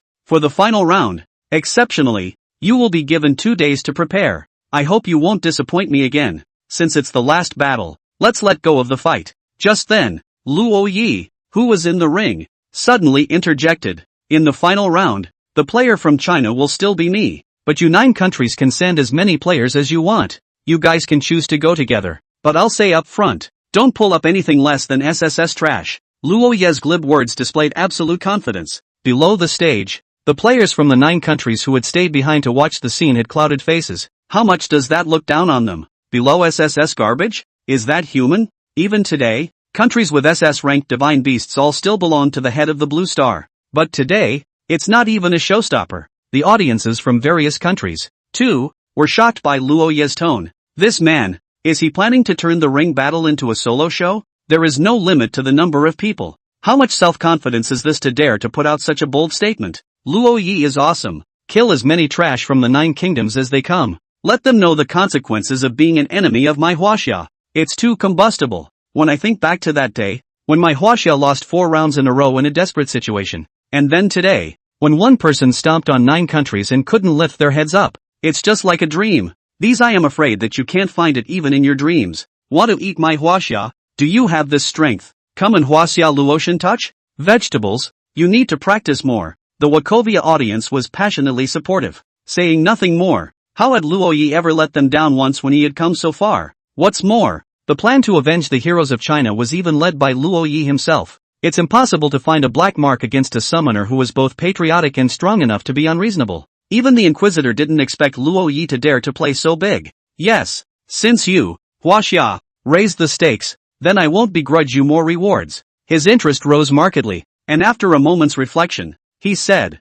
for the final round, the rules have been changed and there is no limit to the number of dueling parties. The 9 nations side, if they defeat China in this round, will receive half of China's pass reward, and the information on the Divine Beast Ring is equally open to the 9 kingdoms. On the contrary, if Huaxia wins, the reward remains unchanged on the basis of additional rewards. 100% expansion of the country. The expansion of the country, from the 9 countries of the country's area to eliminate. With these words, the audience was abuzz. The stakes in this matchup are unprecedented. The rewards for winning on either side are enough to drive anyone crazy, especially the most crucial one. The information about the origin of the Divine Beast Ring was likewise below to the 9 kingdoms. Just for this piece of information alone, the 9 kingdoms would surely pour out their best efforts, with absolutely no reservations. The Chinese audience, at the moment, was even more excited. The gene for pioneering is engraved in the bones of the nation is at work. Throughout history, the old ancestors have fought for thousands of years over the territory,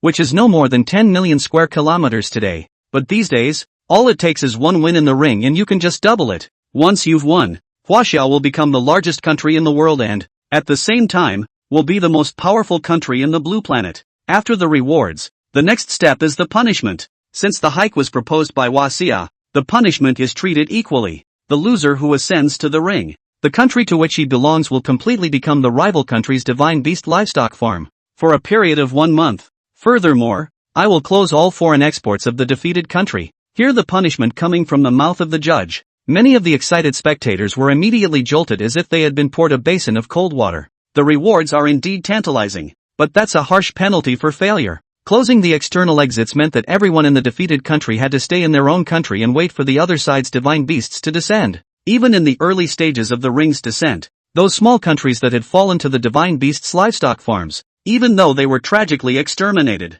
But in reality, the top heads and elites of these exterminated countries all fled the country at the first opportunity. All the dead and wounded were just civilians with hindsight. But this time, it was markedly different. All the back roads were cut off. Once they failed, they would have to wait to face the enemy's divine beasts coming down. Surviving for a month under the mouth of a divine beast from a top powerhouse was no different from waiting for death for an ordinary person. One bad move and there was a real possibility of being completely destroyed. This one, it's playing too big. The viewers who figured this out couldn't help but suck in cold air. But even if the punishment was so severe, this battle was still inevitable. The remaining players from the 9 countries tacitly retreated from the field at this moment. They needed to hurry back to deliver the news. There was no choice in this final crucial duel. They had to win no matter what. Otherwise, Huaxia would leap to become the strongest in the blue planet once it got through the life and death fight. At that time, no one can suppress this lion of the East. The country's fortunes are upwardly mobile. Its power is multiplied, and the country expands. Huaxia might even use this to completely annihilate the 9 of them. You, take the coffin back. It's my gift to your Sakura Emperor. Luo Ye's gaze was accurately locked on the player who wanted to go to Sakura Nation. Before retiring, he didn't forget to continue humiliating Sakura Nation. The veins on the Sakura player's face throbbed in full view of the crowd, and he looked at the golden light looming in the sky, his expression struggling. Do you want the face of Sakura no Kuni, or do you want to die? In the end, he summoned the divine beast in humiliation and escaped the cherry blossom tunnel in a sorry state with the coffin on his back. Chapter 82, The 9 Kingdoms Sleight of Hand. Intent to surpass the SSS? West. The Conference of the States was convened for the second time. In addition to the few countries headed by the Huaxia Great Bear that did not have representatives present. Basically, more than 90% of the countries all sent representatives. The difference is that this time, Miyamoto Shigezo can't be goddamned bothered to tell people to off anymore. He slumped in his chair, his expression blank, his eyes empty. The atmosphere was extraordinarily depressing before the meeting even started. Many national leaders, all with cell phones, were flipping through the Sakura news. East Gold Catastrophe. The Chinese divine beast crashed down the East Golden Pagoda. It preys on humans everywhere and takes pleasure in it. Kinto Kagakure's divine beast lord has been eaten. Who will save Sakura Nation? Tomioka nuclear power plant explosion. Nuclear pollution leaks. The Huaxia divine beast is the culprit. Tens of thousands of people were forced to jump into the sea to survive. Demon, devil of China, you'll die a horrible death. Touching. With the entrance of the 4 Chinese murderers, the Cherry Blossom Kingdom had become a mess. According to reliable sources, the top brass of Sakura Nation had all fled, leaving only those civilians who were too late to evacuate, crying out, casualties, surging every second. For this round of meetings, there are two focuses. The door to the conference room was pushed open and Leon arrived late. Without any unnecessary nonsense, he went straight to the point. I know that the reason why all of us here have appeared here has a common purpose, which is that we don't want to see the Huaxia pass life and death fight. If you all don't want to see Huaxia dominate in the ring, you don't need to contribute. There are us, the 9 kingdoms, in front of you. But now, it's time for you to contribute. As the backbone of the fight against China, the importance of Sakura Nation is clear for all to see. The current priority is to support the Sakura Country through this disaster. The beautiful country, take the lead and send one SSS-class Divine Beast to support the Sakura Country. To the side, Kalust followed suit. The Sapphire Kingdom similarly deployed their SSS Divine Beasts to support Sakura. Seo Junhyo, the Republic of Dahan, sending out one of the SS Divine Beasts. The 8 countries had successively taken a stance, and the lowest they had sent was a SS-level Divine Beast. However, among the representatives present, the countries with SS Divine Beasts were ultimately only a minority. In most countries, the top Divine Beast power is only S rank. Those 4 Divine Beasts in Huaxia are guaranteed to be expected to be at the SS level, right? An S-rank Divine Beast, even if sent to Sakura, it's just a death sentence. Concerns were raised. You don't have to worry about that. The mission to fight against the Divine Beasts of China has our summoners from the 9 kingdoms. Right now, your purpose is not to fight against the Chinese Divine Beasts, but to rescue the Sakura civilians. Anyone who specializes in rescue, whether A rank or B rank, can be sent into action. Lion's words assuaged the concerns of many delegates. It's true that there's little danger if you're just saving lives. Of course, the prerequisite was that the 9 kingdoms were able to suppress those 4 Chinese Divine Beasts. However, there are 2 SSS-ranked thighs in front of them in the form of Beautiful Country and Sapphire. After thinking about it, the many delegates still nodded their heads and unanimously signed the rescue agreement. I, Miyamoto Shigezo, on behalf of everyone in the Great Sakura Empire, would like to express my sincerest gratitude to all of you. To all of you. Miyamoto Shigezo stood up and squeezed out 2 tears, looking genuine, but in reality, he cursed these hesitant many representatives in his heart. Of course, this is all a charade negotiated in advance by the 9 nations. Miyamoto Shigezo doesn't give a damn if the Sakura people die or not, and at heart, he has no concept of compatriots. His single-handedly led experiment Naruma alone had filled at least a few million Sakura human lives. If the civilian population wasn't tied to the nation's fortunes, he wouldn't have blinked an eye even if all the people of Sakura Nation had died. The only thing he wanted now was revenge. Revenge on Loha. For this reason, he has gone out of his way. Please, contact the summoners in your country as soon as possible after the meeting. Lion finished gathering all the agreements and began a second round of lobbying. Now, on to the second focus of this round of meetings, sniping at Huaxia. First of all, I must apologize to all of you. It was a mistake on the part of our 9 kingdoms to let Huaxia get to this point, and now that mistake has become serious enough to affect the balance of the Blue Star. Huaxia, both before and now, has always been an obstacle to world peace. At heart, China is more ferocious than any other country. This, I think you all can see from that Chinese player. Whether it's him abusing and killing my beautiful country's players or condoning the Divine Beast's murderous acts before, it all shows how dangerous the Chinese are. Looking back now, the life and death fight was a trap set by Huaxia from start to finish. They clearly possess top-notch Divine Beast power, yet they disguise themselves as weak. What is this doing? It's luring us to strike at him so they can have a reason and an excuse to appropriate the world. Once our 9 kingdoms are defeated,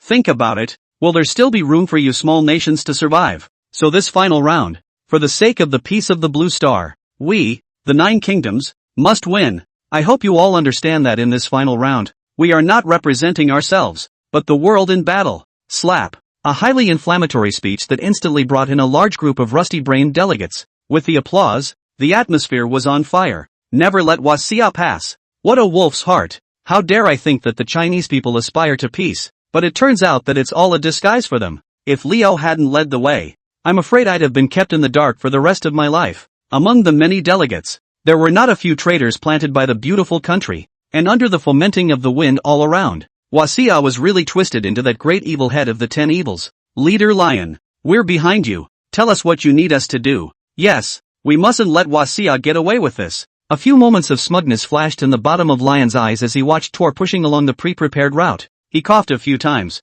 pretending to be embarrassed. And everyone should have seen that even my beautiful country's SSS Divine Beast lost to Huaxia, and now, I'm afraid that it's hard to defeat Huaxia based on the strength of our 9 countries alone. However, Lion's words changed.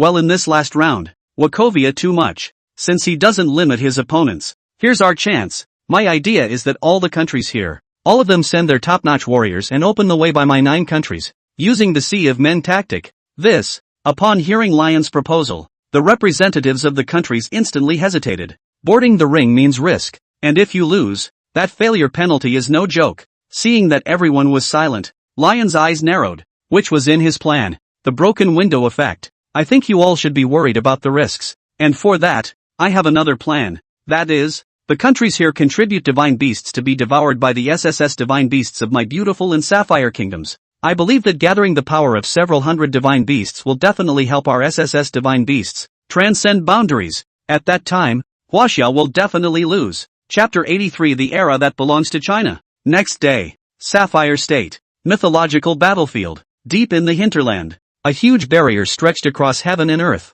The barrier was like a monumental barrier forged by ancient gods, majestic and solemn, separating the two worlds. Mysterious patterns flowed on the surface of the barrier, as if they were the imprints of laws that had existed since the beginning of the creation of the universe, and each pattern flashed with an ancient and powerful force. However, at this moment, people were coming and going in front of this barrier, and the blood was rushing to the sky. Come on, don't delay. On the side, Leon and Calouste were instructing their subordinates to harvest the divine beasts. That's right, harvesting. The 285 countries contributed a full 285 BA-grade divine beasts. In this place, it was like chickens and ducks in a slaughterhouse, mercilessly slaughtered. The blood essence of the dead divine beasts was repeatedly waved over the barrier. Each time, the spiderweb-like cracks on the surface of the barrier were quietly expanding, and light was faintly overflowing from the cracks, as if the power that had been suppressed for a long time was about to erupt. But not until 3 hours later. All the divine beasts were sacrificed as much as they could,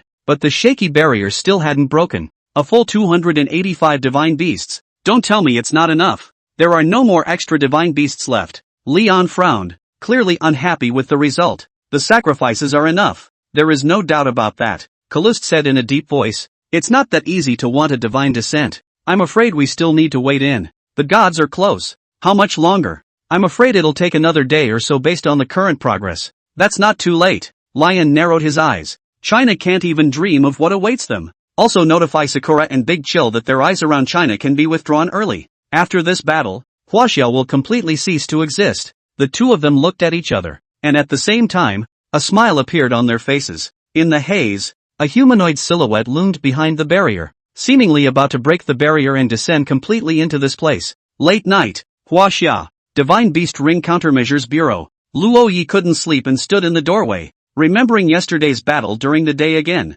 It was the first time he sanded kernels, and it was a repeated kill, more or less. Some of it has affected sleep for the past 2 days, but as soon as he remembered the videos he had seen, this killing intent simply could not be restrained. Some torture. While this is going on, Luo Ye, HM, Elder Shimeji, you called me? No one responded. Elder Shimeji, are you there? Yes, I always am. It wasn't until Luo Yi asked again that Shimi's voice rang out again, and it also became indistinct, and he froze when he heard it. The tone, not too serious. Have you been reading any more novels lately? Well, how about that? Isn't that a great feeling?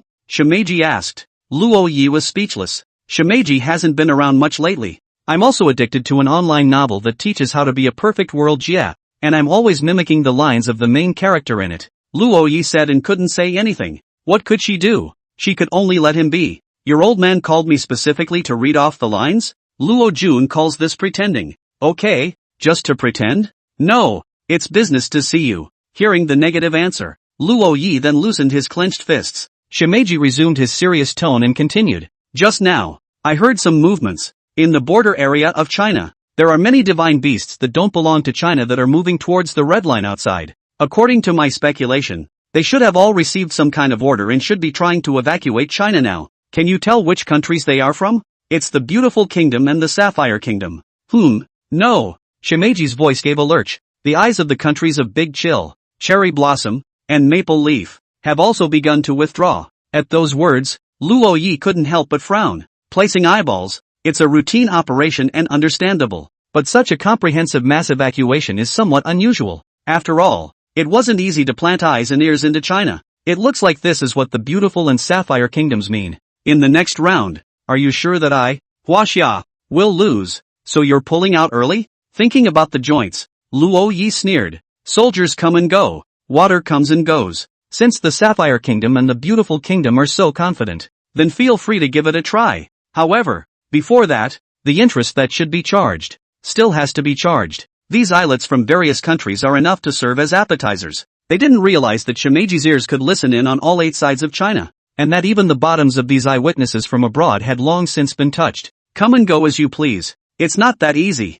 After thinking about it, Luo Yi was ready to make his move. That's when Long Weigua came looking for him in a hurry. Luo Yi, according to the information given to us by Elder Shimeji, our frontline scouts have sent word that foreign forces seem to have begun a large-scale evacuation at the same time. Long Weigua wiped a handful of sweat from his forehead. These guys have been lurking in my China for a long time. We mustn't let them go back just like that. I'd like to ask you to summon the divine beasts and leave them all behind. Upon hearing this, Luo Yi smiled and nodded. Coincidentally, I was just about to do it. The words fell. Luo Yi sank his spirit into the floating mountains and seas painted scrolls, conjuring up 2 brand new figures. Elder Qingluan, Elder Xieji, please. Little thing chirp. Sin shall have no hiding place. The green Luan is as large as a peacock with green-colored feathers and has extreme speed. Xieji has a one-horned head, resembling a unicorn, and is also known as the Fa beast, which is extremely intelligent and can distinguish between right and wrong. This combination is so easy to deal with the country's eyeliner. Seeing the divine beast vanish and leave at great speed, Long Weigua's heart was greatly stabilized. Luo Yi, what are you going to do with these people when you capture them? Since they chose to retreat, I'm afraid that what they should have dealt with has already been dealt with, and it's hard for us to catch them in the act. According to the current Chinese law, if we can't find sufficient evidence to prove their identity, I'm afraid, in the end, we still have to let them go. Long Weigua is interested in examining the school. Release them? Luo Yi couldn't help but smile. We haven't arrested anyone. How can we release them? China is so big. Isn't it normal for a few crooked people to go missing? Huaxia can't keep an eye on some crooked people day in and day out. Since they've come to my Huaxia, all the explanations are up to my Huaxia. Upon hearing this, Long Weigua laughed and gave a thumbs up. That was exactly the answer he wanted to hear. After laughing, Long Weigua continued. The battle tomorrow is crucial. We've just gotten word that the battling nations have been determined. Luo Yi, this time, you'll probably be facing 2 top-tier SSS divine beasts. May there be pressure? Upon hearing this, Luo Yi smiled calmly, raised his head, and pointed at the Star of Enlightenment. Commander Long, it's getting light, and after the battle tomorrow, the era that belongs to our Huaxia is coming. Chapter 84, the final match of the life and death duel begins. SSS Hydra, Divine Beast Ring. The final round of the Huaxia Rawhide Challenge. The day of the decisive battle was on schedule. This time, the ring space was more than doubled, and the audience from all over the world, hundreds of thousands of spectators from all over the world, almost crowded the ring audience. The sound of the scene was like a wave.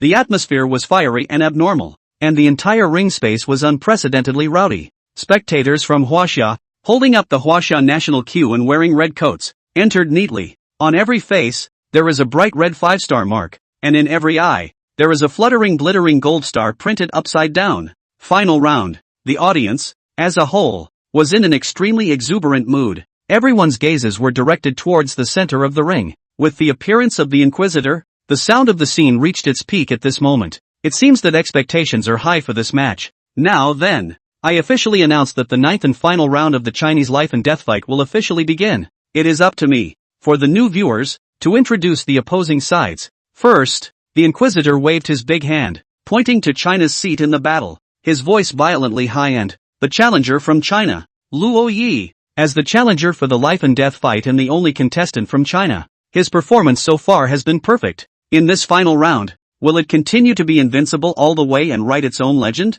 Or will it regretfully lose and become the fodder for the ring? I'm looking forward to it. Please welcome the Chinese player, Luo Yi, to the ring. Wow! There was thunderous applause. Under the attention of all the people in the Chinese tunnel, Luo Yi, dressed in red, with the 5 stars imprinted on his chest, stepped onto the ring with a calm and steady gait. His eyes were sharp and he held up an index finger high. Huaxia will win. On the Chinese side, a mountain of cries erupted. At the same time, corresponding to this, there were booing sounds that came out wildly from the audience of the 9 countries. The smell of gunpowder instantly rose. It seems that in this round, the bottom of the 9 kingdoms is equally strong. So let's welcome the 2 outgoing players.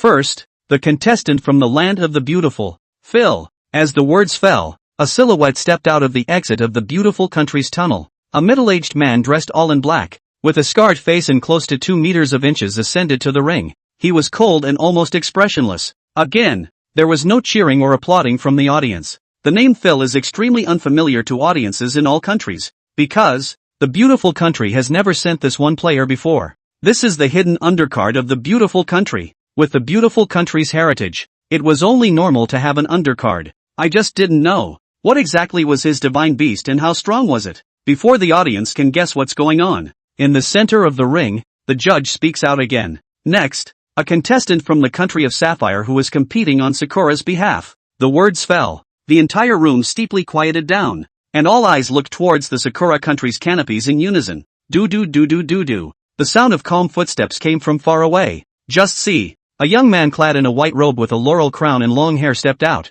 He had a face as handsome as a sculpture, with a high nose, a firm profile, and thick eyebrows that rose slightly, revealing a sense of valor and boldness. His skin shone a bronze color under the light, and his hair was as dark as ebony, slightly curled and unruly, falling across his forehead and shoulders. He was tall and upright, broad-shouldered and narrow-waisted, with firm muscles hidden under his white robes. Alexander smiled slightly, the corners of his mouth rising slightly to reveal his white, straight teeth, and waved to the audience. Meanwhile, the voice of the Inquisitor followed. I'm sure all of you are no strangers to this player. That's right, he's known as the Sapphire Kingdom's #1 warrior, the only one with a winning record in SSS duels before Huaxia, and the summoner of the SSS-ranked Divine Beast Hydra, Alexander. Whoa, Alexander's name rings a bell. Aside from Huaxia and Great Bear and a very few countries, the audience instantly applauded, almost capable of bursting one's eardrums. Who doesn't know this name? If anything, Ilak was the first person who defined the status of SSS Divine Beasts.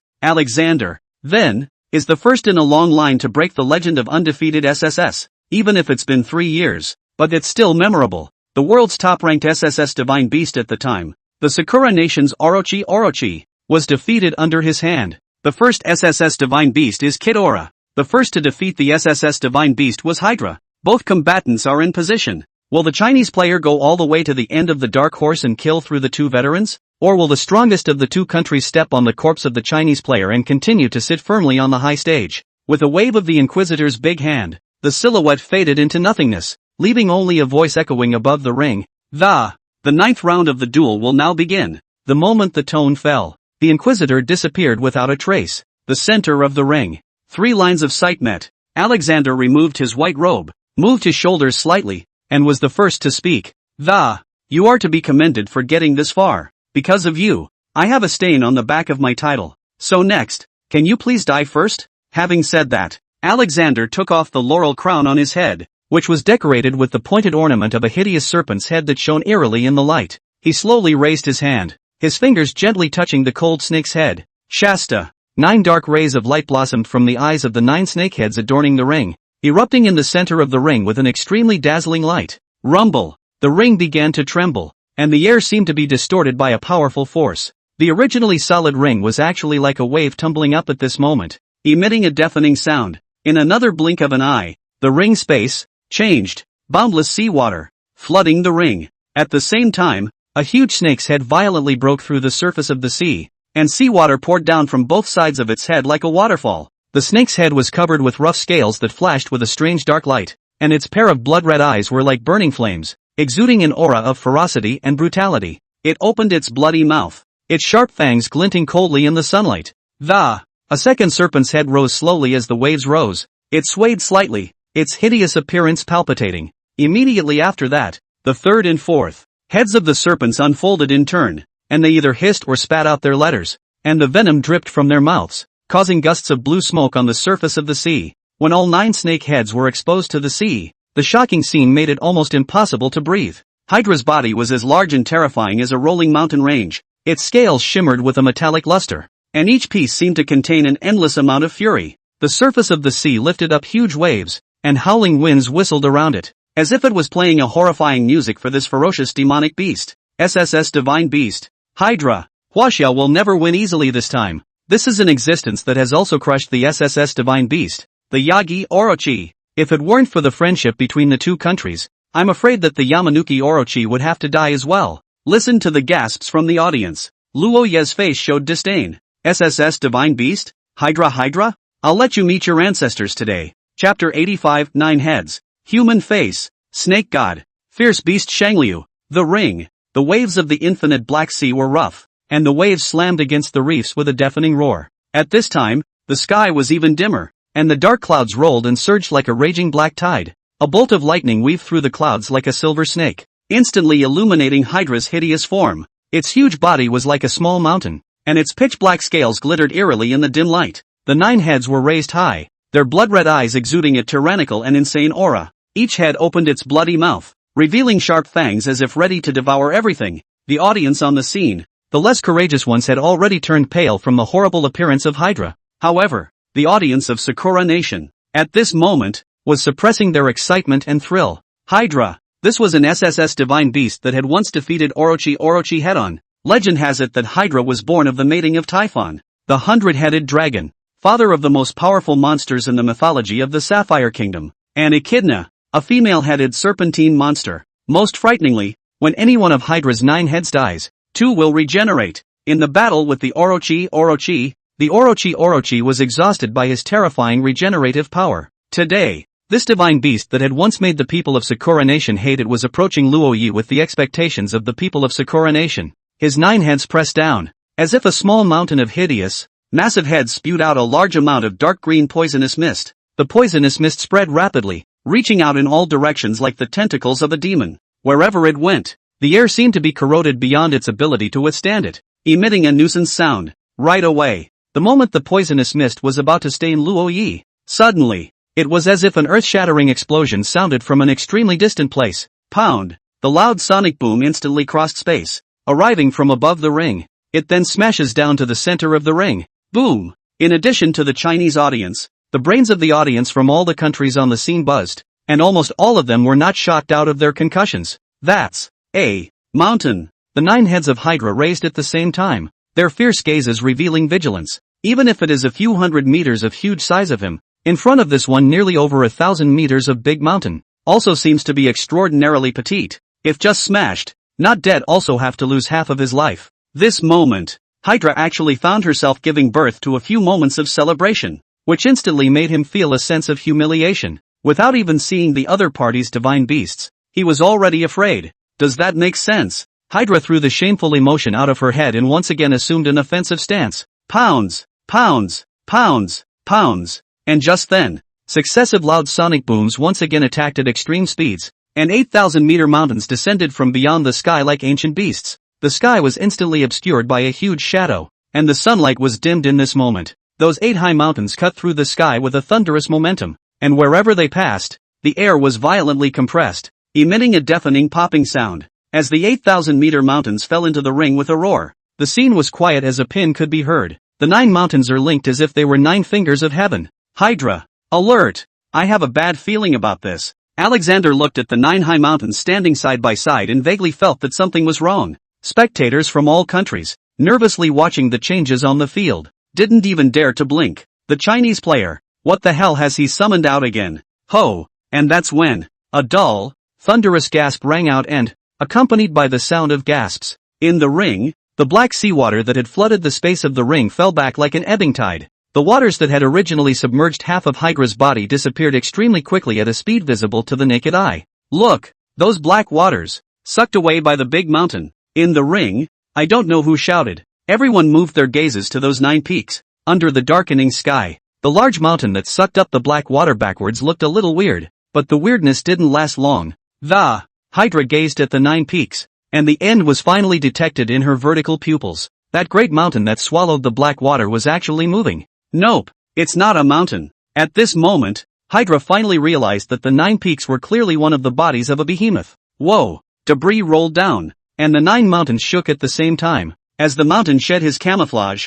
everyone realized to their horror that this was no mountain. It was the 9 huge heads and necks of some unknown creature. Ninjas, your ancestors are here. Luo Yi smiled, seated high above the head of one of the snake necks, looking down on Hydra. As the words fell, the 9 fingers mountain was completely chafed. Each mountain appears as it was meant to be. The huge silhouette is the coiled body of a green snake, and the grooves on the mountain are the lines on the head of a willow. At the top of the blood-red mountain were the eyes of Shangliu, 9 huge human faces with different expressions, or angry, or hideous, and chilling. Thousands of meters of 9-headed Sagittarius, with a human face and a serpent's body. It exuded a treacherous and powerful aura of terror. As soon as Xiang Lu appeared, the sky immediately became dim. The sunlight could not penetrate the thick oppressive feeling, and the air seemed to be frozen. At this point, spectators from other countries have long since been rendered speechless. The Hydra Divine Beast, the Sakura Country, the Sapphire Country, and even some small countries, had relatively weak Hydra Divine Beasts,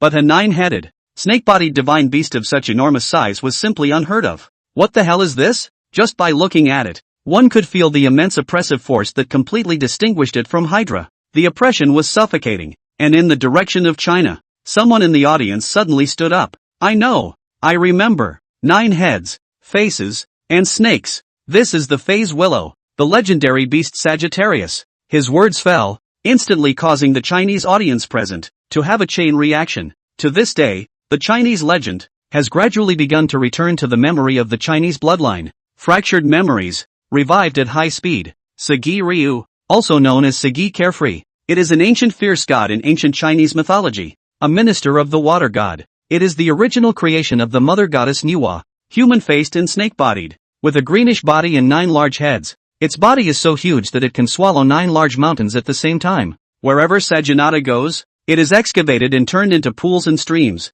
Legend has it that the sage killed the willow in order to control the water, and after its death, the blood that flowed from its body stank, and the place where it was stained could not be planted with grains. In the Shan Heijing, Shangliu is described and evaluated as an evil god who is a scourge to all directions, symbolizing the endless harm of flooding. But here and now, there is no distinction between good and evil, only enemy and self. On behalf of the Wasia, Sagi Ryu meets the incoming enemy. Chapter 86. Beautiful Country concedes defeat. God's descent opens. The center of the ring. Hydra looked at the terrifying Shangliu that stretched for thousands of miles, the fierce light in her eyes still unabated. Size, in the face of the rank of SSS, doesn't matter. Quite the contrary. Sagiri's enormous size made him an easier target instead. After thinking about it, Hydra's 9 snake heads brazenly opened their mouths in unison, and in an instant, venom burst out from the sky. These venoms were like blistering rain, intertwining and colliding in the air, emitting chilling zippy sounds.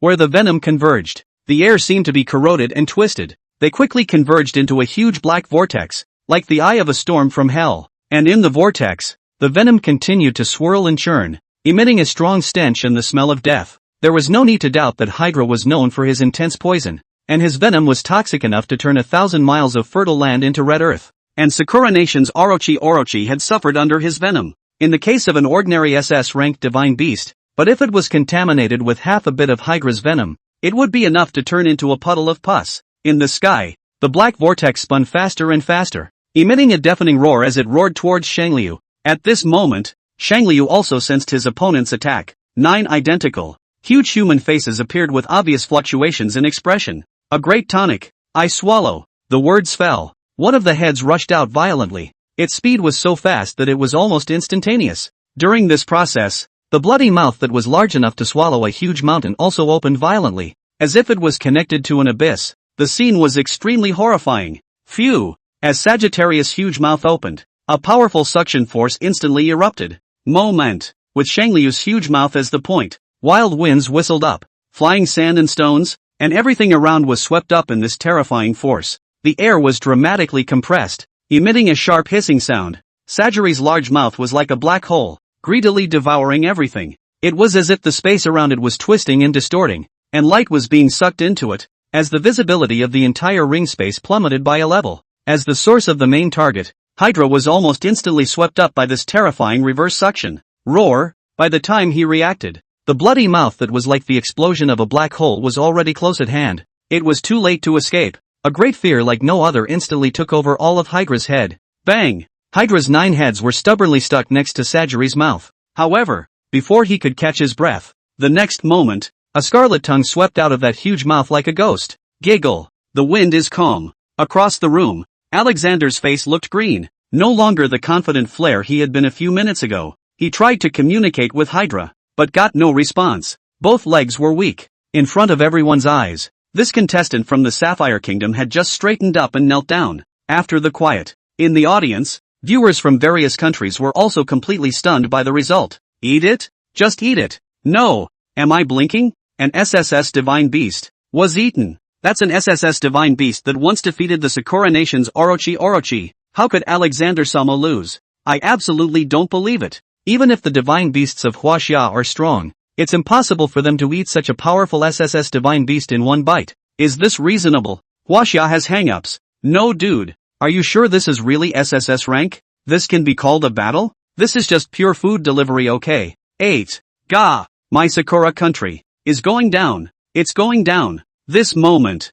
in addition to the skepticism and disbelief, there was a collective loss of voice from the Sakura Nation audience. Defeated again, the Sapphire Nation, which they had high hopes for and claimed to be the strongest, not only didn't turn the tables on them, but instead, they once again lost at the hands of Huaxia. What is this? Renewing your January subscription to the Wachovia stockyards? Baka, what are you all crying about? We haven't lost yet. Have you forgotten that there's still a player from the beautiful country who hasn't made a move yet? It wasn't until someone shouted out this phrase that it brought these delirious Sakura viewers back to their senses. Yeah, Daddy Beautiful's player hasn't made a move yet. It's not over yet. Alexander's reaction says it all. Immediately, everyone stopped paying attention to this loser and cast their eyes on the beautiful country player who hadn't moved. Even the scene of the SSS Divine Beast being swallowed alive didn't seem to frighten this man, who remained as steady as a mountain, not even changing his expression much. What does that tell you? The anticipation of the audience in each country was immense. Your turn. In the center of the ring,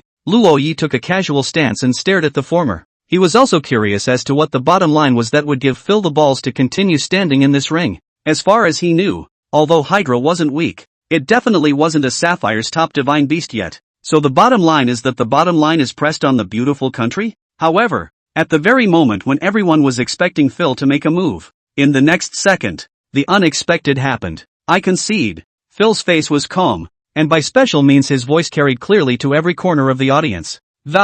This round, beautiful country, concede defeat. Tone down. Luo Yi narrowed his eyes slightly. Outside the arena, there was even an instant clamor. Nani, Baka Yalu, is the beautiful country player crazy? How can you admit defeat to China? What are we going to do if you concede? Ashiba, is this guy a traitor to the beautiful kingdom? Such a crucial round and he actually concedes. We, the Great Cold Republic, look down on you. I just realized now that none of the leaders of the 9 countries have appeared. Did these guys know that they were unbeatable and escaped in advance long ago? It's over. Is my beautiful country going to follow in the footsteps of the Sakura Country? Fark. Damn you lion. And this Phil, you have abandoned the faith. All the people of the beautiful country will not spare you. At this moment, the curses outside the arena shook. Everyone did not anticipate that this final round would end so lightning fast with such a dramatic result. In the center of the ring, the judge reappears. He glanced at Phil and didn't say anything, just squeezed with one hand. Phil and Alexander, both of them, exploded into a mist of blood at the same time. Even if you admit defeat, in the ring of a life and death fight, you must die. That's the rule. Having done this, he was about to announce the result of the match. Suddenly, the 9 Kingdoms Canal, the sound of footsteps came in unison. Finally, caught up. The coordinates are there. Now it's time for the real star of the show. The sound of a voice dropping. The leaders of the 9 nations, led by Lion, Kalust, appeared in the ring space at the same time. They looked straight at the Inquisitor, their expressions teasing, without the judge's rebuke. Next, there was a dazzling beam of Aurora Borealis that instantly shattered the ring space barrier and crossed over from the distant heavens. In an instant, an unprecedentedly terrifying aura instantly enveloped the entire ring.